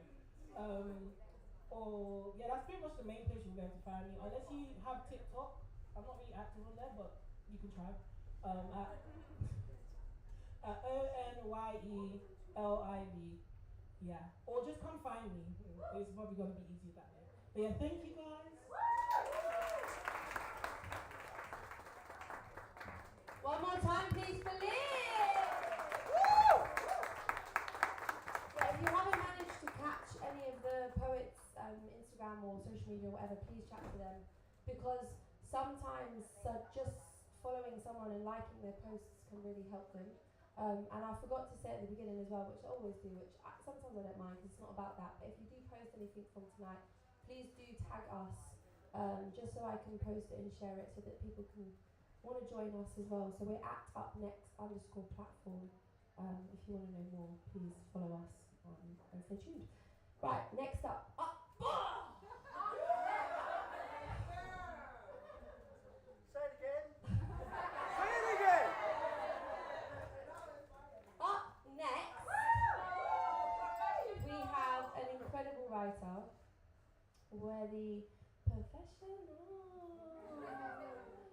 from in sessions, and he will show you why. An incredible writer that taught us a lot, that shined very brightly in every session, but also I know has prepared an incredible set for you guys. So without further ado, please give Rashad a massive round of applause!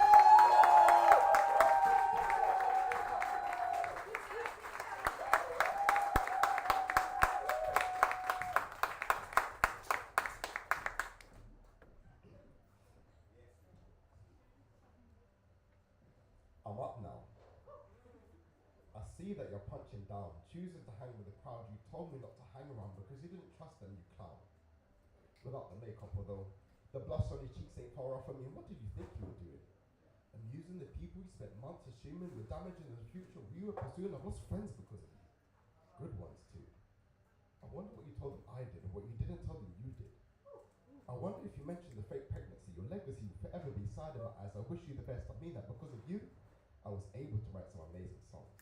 I hope you take them personally. True that you don't mean anything to me anymore, but a lyricist never forgets their lived experiences. And so here's a little image and snippet of how you treated men, who I am today because of the lessons you made me learn. I promise you, you're not going to like the words this time, but I don't care.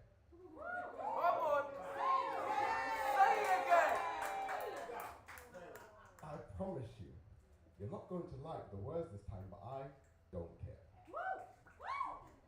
Because I never cheated on you. And somehow I caught an STI. And when I looked you in the eye, you said you don't know why. And I said you were losing weight. I guess we both told lies. Yo. Say it again.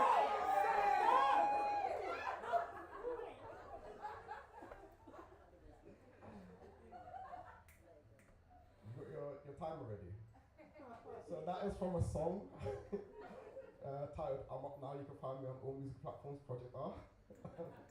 Yes, I go by Project R. My name is Rashad. I have been writing poetry for 14 years. Yeah.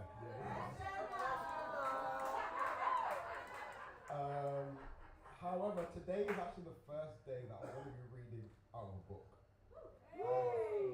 I've read off my phone before, but never out of a book. This is going to be a new experience, but that will be later. I also haven't looked at that poem since I wrote it, so I don't even know what I've written.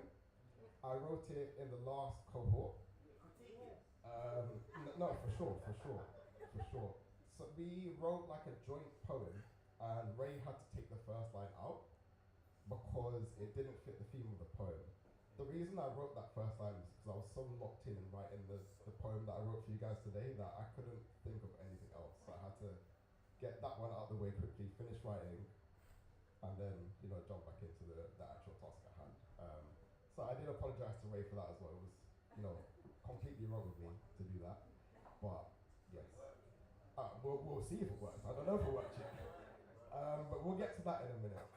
The next piece I'm going to do for you is titled Women. This was written, whose word was it, by the way? Who wrote Woman on the board? I actually don't know. That was a month ago. It must have been Alex, wasn't it? It must have been. Because he ain't here. It must have been Alex. It was Alex? There we go. Yeah. And I've been recently reading this book called Why Men? And it is opened my eyes to a lot of things. And I'll get to that in the poem. So this is Women. Did you know that every gender difference is a social construct? I'm talking caregiving, you're dumbstruck, comparing as if one such a gender can give much love as a parent while the one son or daughter can give up some sort of opinion that their dad did not fund the care quota like their mum. Men and women aren't biologically designed to get more or less than the opposite gender. Every gender difference. Including this, provide a cake that most men think a woman is searching for makes them sick when women are earning more, paying rent, working for their daily bread. I'm certain you're making friends with someone who believes that men should be providers. Were you aware that back in the caveman times, both men and women were hunter-gatherers? Both men and women stayed in the camps to look after children.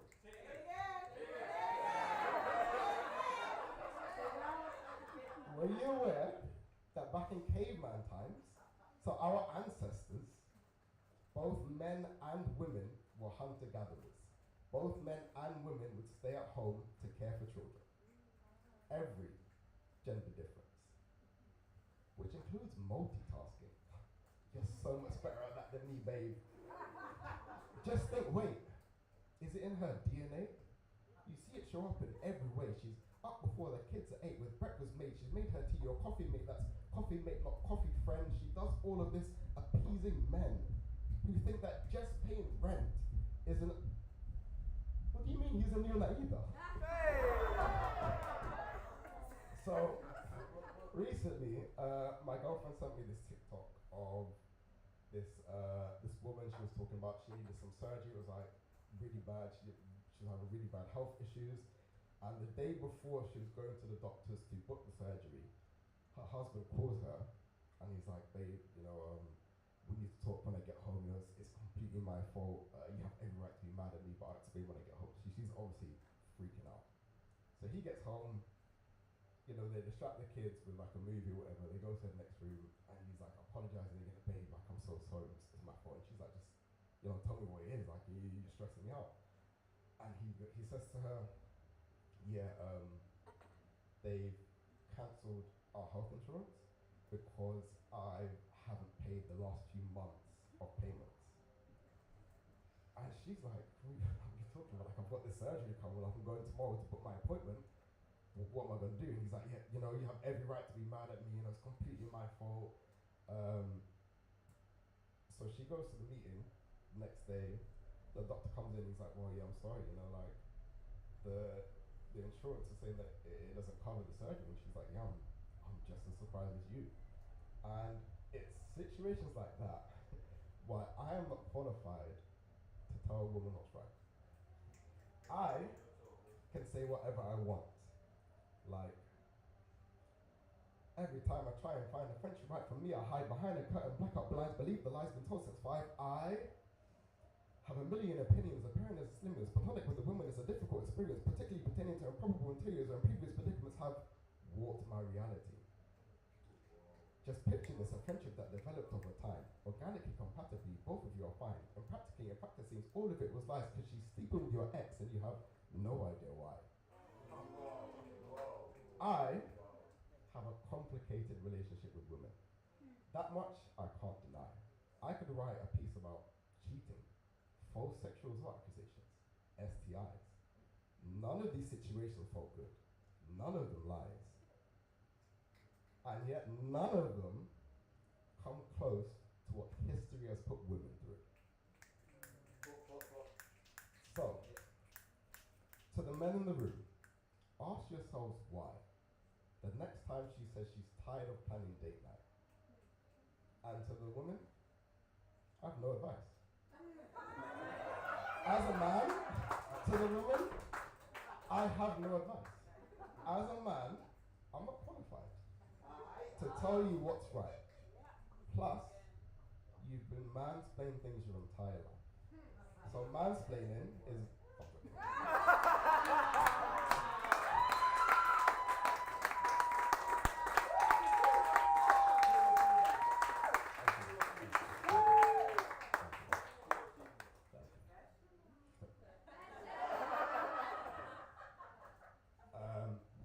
This, as I said, is a new experience for me. Just a slight warning, I'm not going to give much detail about the warning, but there will be some crowd participation by one individual in particular, so please be ready when you hear your cue. And you have no idea who you are, but as I said, just please be ready when you hear your cue. So this is a letter to my younger self. I've been hiding, hearing, here, present, constant, affair in his air. You?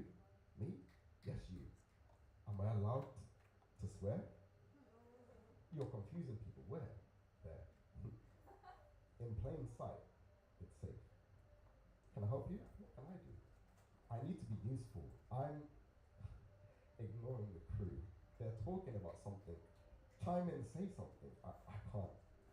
This here is an important discussion. This isn't a letter to my younger self. I've been here in his ear. Who, me? Yes, you. Us. We are one and the same. You and I, me and you. I need to stop hiding, face my fears. I have anxiety, depression, suicidal tendencies. Any car on the street can be the end of me. My legacy is riddled with a rebel seen by many as an enemy. So I keep from being seen. My younger self is protecting me. I often talk to myself in the light, in the dark, in a park, in a pool, in an underwater raft, in my bed, in my room, wherever I am. My voice never leaves me. What is the plan? Do I hide forever? Maybe. No. Let's focus. What can we see? I'm talking to you. What do we like now? What do we look like now? Well, I mean, we're pretty ripped. And your girl? Wow. Do we still like Yu-Gi-Oh? Blackjack, Pokemon? Yes to all. And I still play a fuck ton. We're pretty good too. Do we still get scared a lot? Dumb question. Of course you do. Yeah, I do. I'm scared. I'm scared I'll be alone. You're all I have. You're all I have. You were supposed to write about your mum and how she impacted you. Shouldn't we save that for therapy? Who's the adult here? I don't know. You're all I have. It's just me and you, pal. Okay, let's do this. I got abused a lot. Sorry, I got abused by a lot of the people who are supposed to love me. When a child is shouted at, made to cry, beaten bad, they don't get angry, they get sad. They ask themselves, what's wrong with me? What's wrong with us? What's wrong with you? Who, me? Us. What's wrong with us? I've been beaten, forgotten a lot of my problems. With trust, I've gotten from a Christian ex. So far from God's son, she touched me, apparently no means yes. My mother would slap me or send me to rest without any meal in the evening, and yet I've paid her thousands of pounds in rent. It's crazy. All of this is true, what I said. I'll do a part 2 because I have more on my chest and I can see R2 staring with intent. How many minutes is our set? 10. 5. A letter to myself? Yeah, I'm doing alright.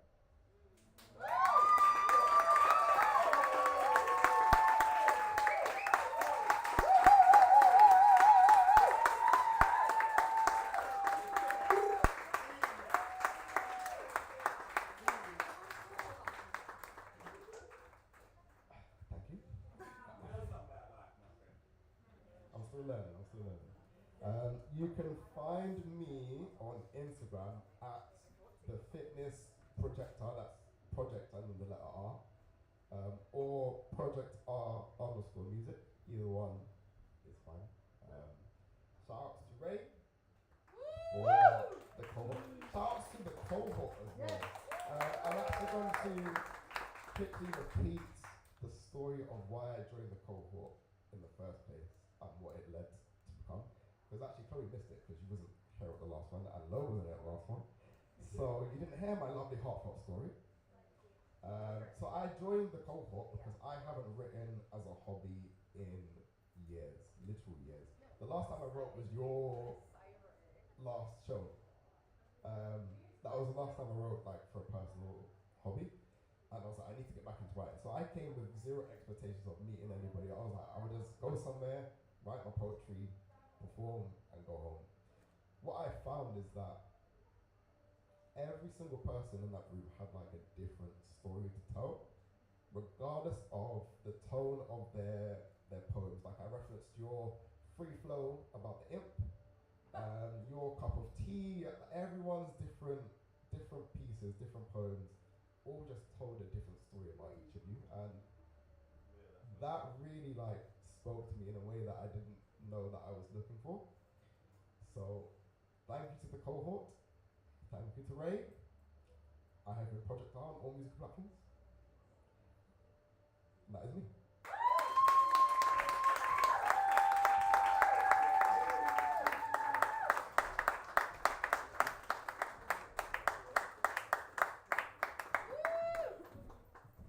One more time for Project R. You guys are channeling me with my makeup. Making me emotional. Right, beautiful. Up next. Up next, we have a very incredible woman who not only has shone and shined and blessed us all on this cohort, but she has blessed and shone and shined in my life. So to have her as part of this course and to shine tonight at Up Next event is so testament to the fact that I'm doing what I'm meant to be doing, but this incredible woman has so much more for the world to see and so much more to say. So without further ado, please, with a massive round of applause, welcome to the stage, Steph!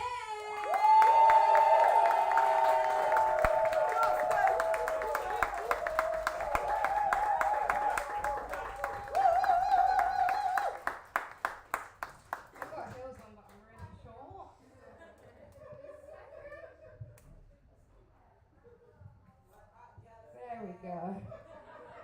Hi everyone! Have you all had a good evening? Fabulous. So my name's Steph. I normally act, and today I'm playing myself. It is absolutely terrifying and the scariest role I've had to play. I write poetry, but normally for a play. This is the first time I'm ever performing poetry about myself. So three pieces. The first one. Do we have any teachers in the house?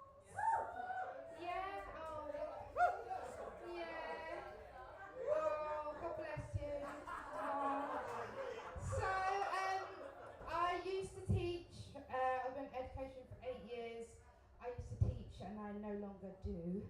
And this poem is about my last experience teaching. So it is called Black Teacher. Be a teacher, they said. Go and share your passion. Be an inspiration for the youth. Go and do something that matters. Ignite young minds and share your talents. Be a leader, be a visionary, be vibrant. But what they forgot to say is that education is a pit. A deep hole of madness that drove me nuts doing it. Living up to expectations that I couldn't always fulfill. Turning up, giving 100, whether I was hurt, sad or ill. And it's not the youth at all. They were the best. They were great. But it's the managers and the leaders and the toxic environment they create. It's not the youth at all. They were the best. They were great. But it's the managers and the leaders and the toxic environments they create. Now my last teaching job, don't get me started. After working my arse off, they done me dirty when I departed. And I won't say where, because I CBA. But it was not okay about how they made me feel, about myself, my skills, and the things that made me a real black teacher. A representation for the culture. Sometimes the only one a student has to look to for a future. That is a pressure, an honour and an expectation that's hard to measure, because you see, black teachers, we're a rare phenomenon. always doing the best we can, but the problems go on and on. See, as black people in the workplace, we always have to go a little harder than our peers. Sometimes the only one in the team joining in with the cheers while we face the microaggressions that, oh, you've changed your hair again. Or the, oh, you can deal with that, right? And you'll definitely get that done by then. With the lack of training, but the presence of blame. With the lack of support, but the feeling of shame. With the lack of training, but the presence of blame. With the lack of support, but the feeling of shame. You see, in my last job, I went so hard and I didn't stop. I gave my life every last drop. And the higher-ups knew I was doing my best, but they didn't care that I didn't stop to rest. Why? Because it suited them that I stayed up all night trying to get it right, that I do all the cover so the department wouldn't go under. But then they decided that my time was done, tried to build a case against me, hoping I'd quit and run. Because you see, when your influence is bigger than their title, you become a problem, and getting rid of you is vital.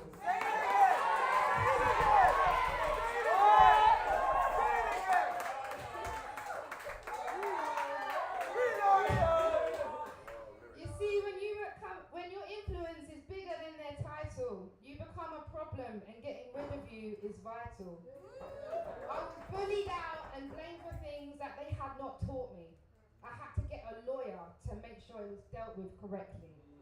Because you see, I wasn't going to let them get away with their little scheme, especially not by the all-white senior leadership team.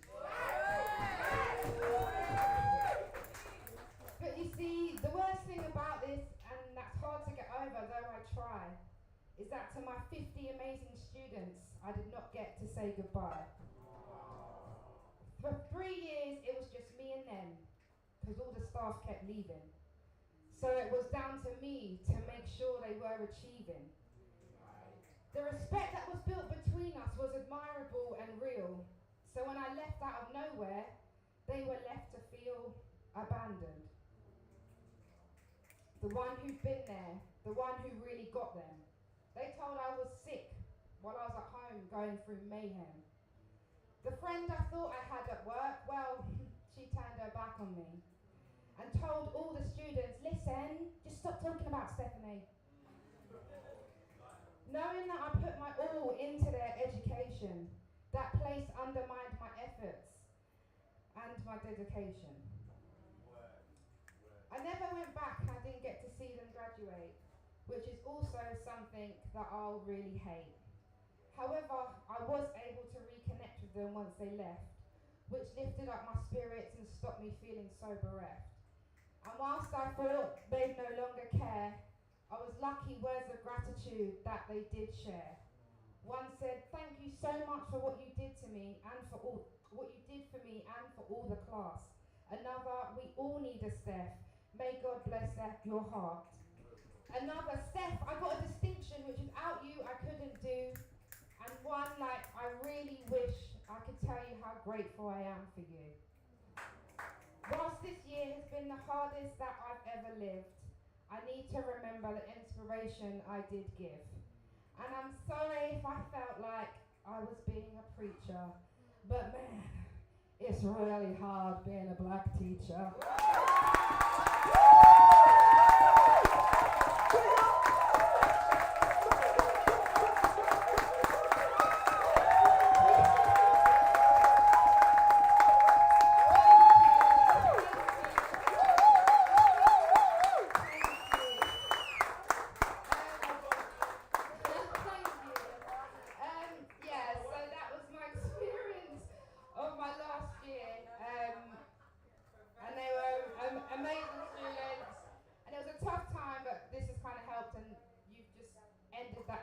For me. So thank you. Alright, so this next piece, a couple of people have done, like explained what it was. We all had to write words down. And my word was expressing. And I'm normally someone who really, really likes expressing and talk about how I feel all the time. Yeah, you know, I'm not scared to say how I feel. However, line came to me and I wrote this in about 6 minutes. So some people might feel a bit offended by this. I'm also talking to myself as I say this. So this is called expressing. I beg you shut your mouth.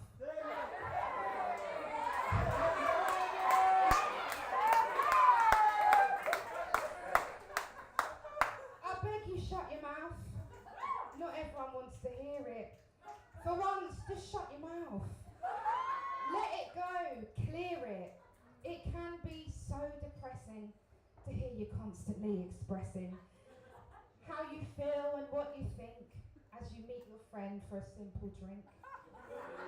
For once, just think about it in your head rather than spilling it out instead. For once, just say you're fine. Rather than speaking your whole damn mind. For once, just be strong rather than letting your words out wrong. For once, just let it go rather than letting everyone know. Yes, it's good to express, but sometimes just say less. Now, if we look to a holier Bible, it even says in the Bible, fools vent their anger, but the wise quietly hold it back. Say it again! Say it again! Say it again! Now, if we look to a holier Bible, it even says in the Bible, fools vent their anger, but the wise hold it back. You check it. It's Proverbs 29:11 that will tell you that. Sorry, I know this sounds really harsh, but I've been there sharing tears, sharing life stories, sharing fears, sharing everything that bears an emotion, sharing the depth of your soul, your ocean. But I've learned some don't deserve that key, to get to know you so real and so deeply. So whilst it's really good to talk, sometimes we need to learn to walk away from sharing so we don't feel so exposed. Sometimes it's good to be closed off. So please, I beg, just shut your mouth. No need to express and always let it out.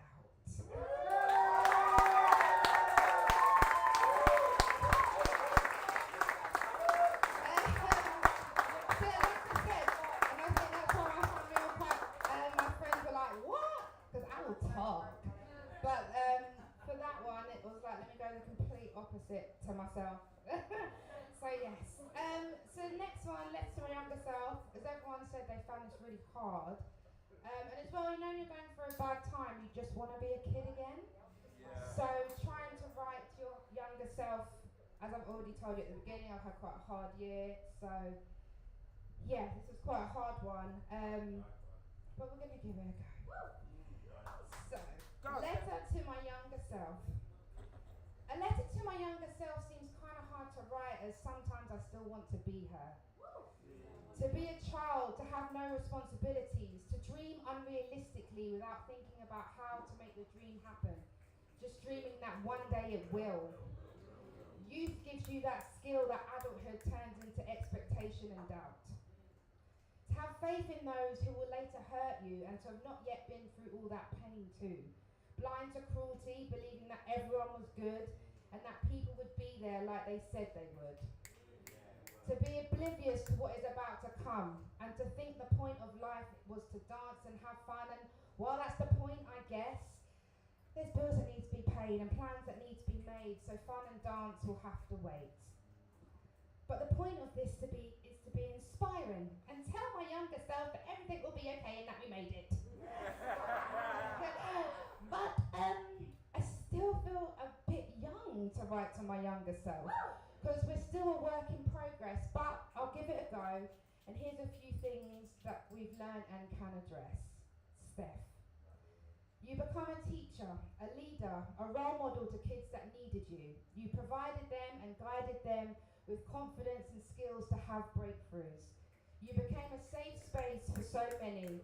You became a safe face that they can tell you anything that's on their mind, because with you they could find the ways to express themselves and a way out on the other side. and in that you find peace and pride. You see people who look like you on stage and scream now. So there's actually a way how you could be there too. Do you remember what we used to do? When we used to sit and quietly cry when we went to the theatre, thinking, I wish I could be like her in the spotlight, but that can't happen to me because I'm not white. But do you remember what we used to do? We used to sit and quietly cry when we went to the theatre, thinking, I just want to be like her in the spotlight. But that can't happen for me because I'm not white. But now we sit and think, how could I change that link? Because you're a director now and you write your own plays.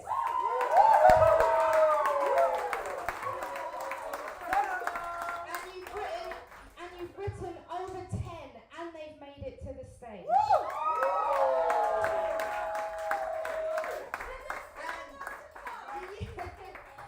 And whilst you grew an only child and often felt alone, when you go to secondary school, you meet a person who feels like home. At 11, you met a friend for life. And through all the pain and strife, you and your best friend are still as one. And together you've got through everything that has to come.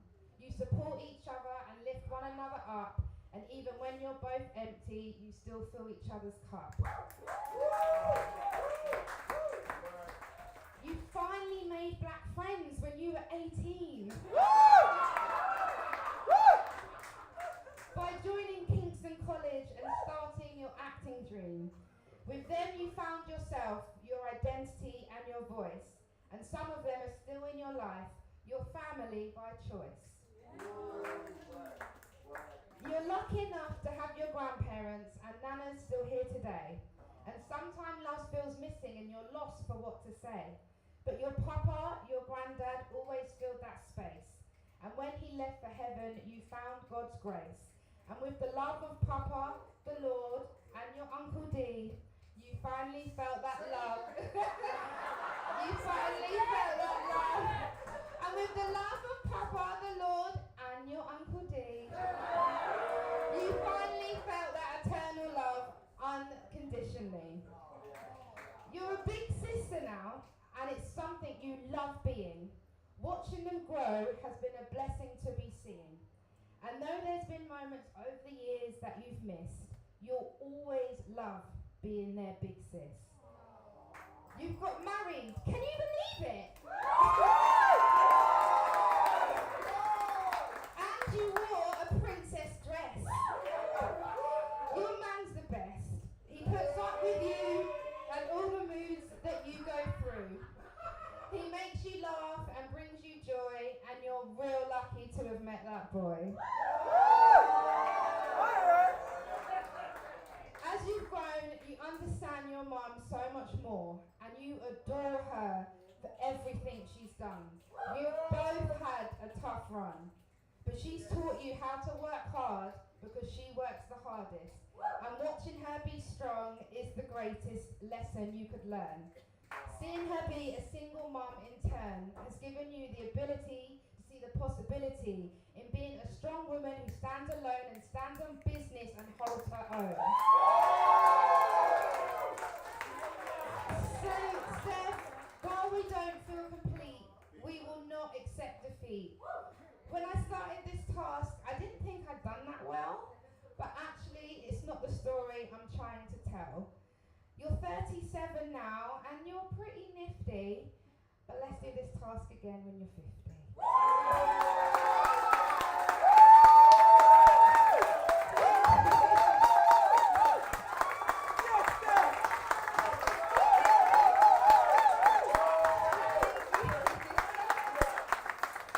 Thank you so much.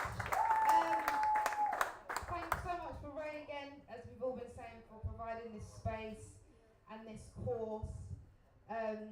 Even through doing poetry normally, my poetry is literally normally, oh my god, I'm feeling really sad. This is not great and now I feel really bad. So yes, thank you. Through doing this course, I found my poetry voice, as a couple of people have said, and it's alright playing me. Professional!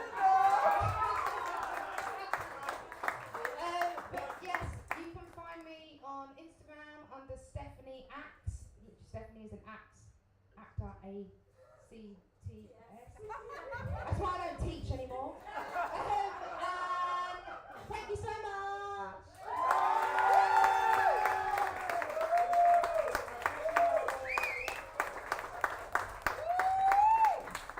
One more time, please, for Steph.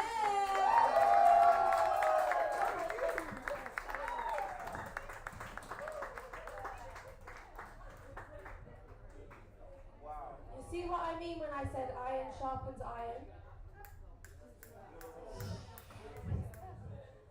I've never ever and will never claim that I am the best. But sometimes when you lead a space, people come in thinking you are. And then my greatest pride and joy is to turn that mirror back and show them themselves. Because I am absolutely blown away by every single one of you guys tonight. Yeah, round of applause, please. And a special shout out, obviously, to CJ, our open mic from this evening. If you didn't manage to perform tonight, please just let that off your back, water off a duck's back, and come to the next Bars on a Bus, or tell me you want to join the next poetry cohort. I'm aware we're like shuffling to get trains and things like that, but there is one more poem, it's very short, I want to read to you, that we wrote together as a group.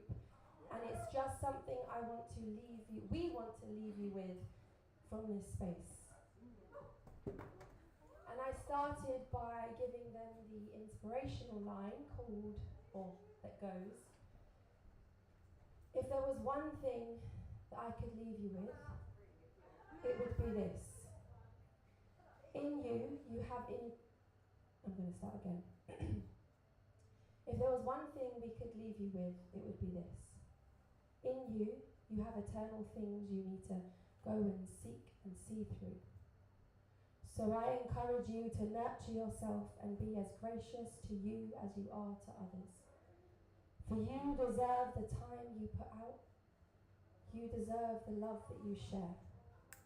Your voice and your story matters.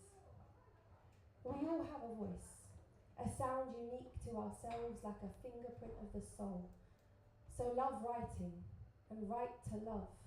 Write to show the world who you are. Your inner light is just as bright as a billion exploding stars. So do not let this world trick you into dimming your light or shrink yourself to be small. You are it all. You are the moon, you're the stars, you're the clouds, you are Mars. No matter how far you feel you have yet to go, you are enough for now. And perhaps on the outside, seeming small, but within you, you are capable of the universe. Thank you very much.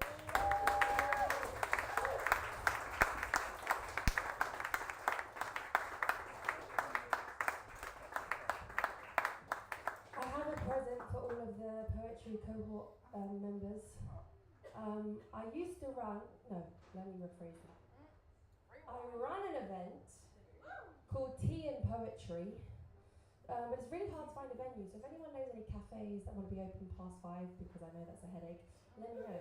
But basically the concept of that event is that we sit around and drink tea, and some coffee and hot chocolate if you're that person, and you share your poetry. The inspiration came from the fact that I love a cup of tea, and I sit around and I write poetry when I write and drink tea. So I got these incredible mugs, and actually I'm really blessed to say that the woman and the business that made these mugs, she's going to absolutely kill me right now, is here. But just shout out to Laura if you want to know where to get some mugs from here.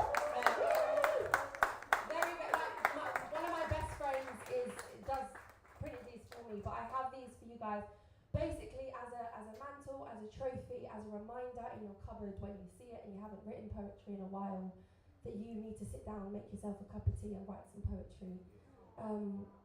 Keep writing, keep creating, keep sharing, keep coming back to Up Next.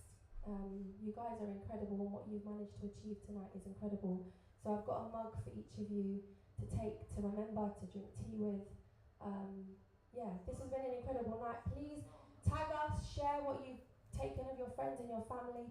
Keep celebrating and turning up for your people the way you do, because it's so, so important.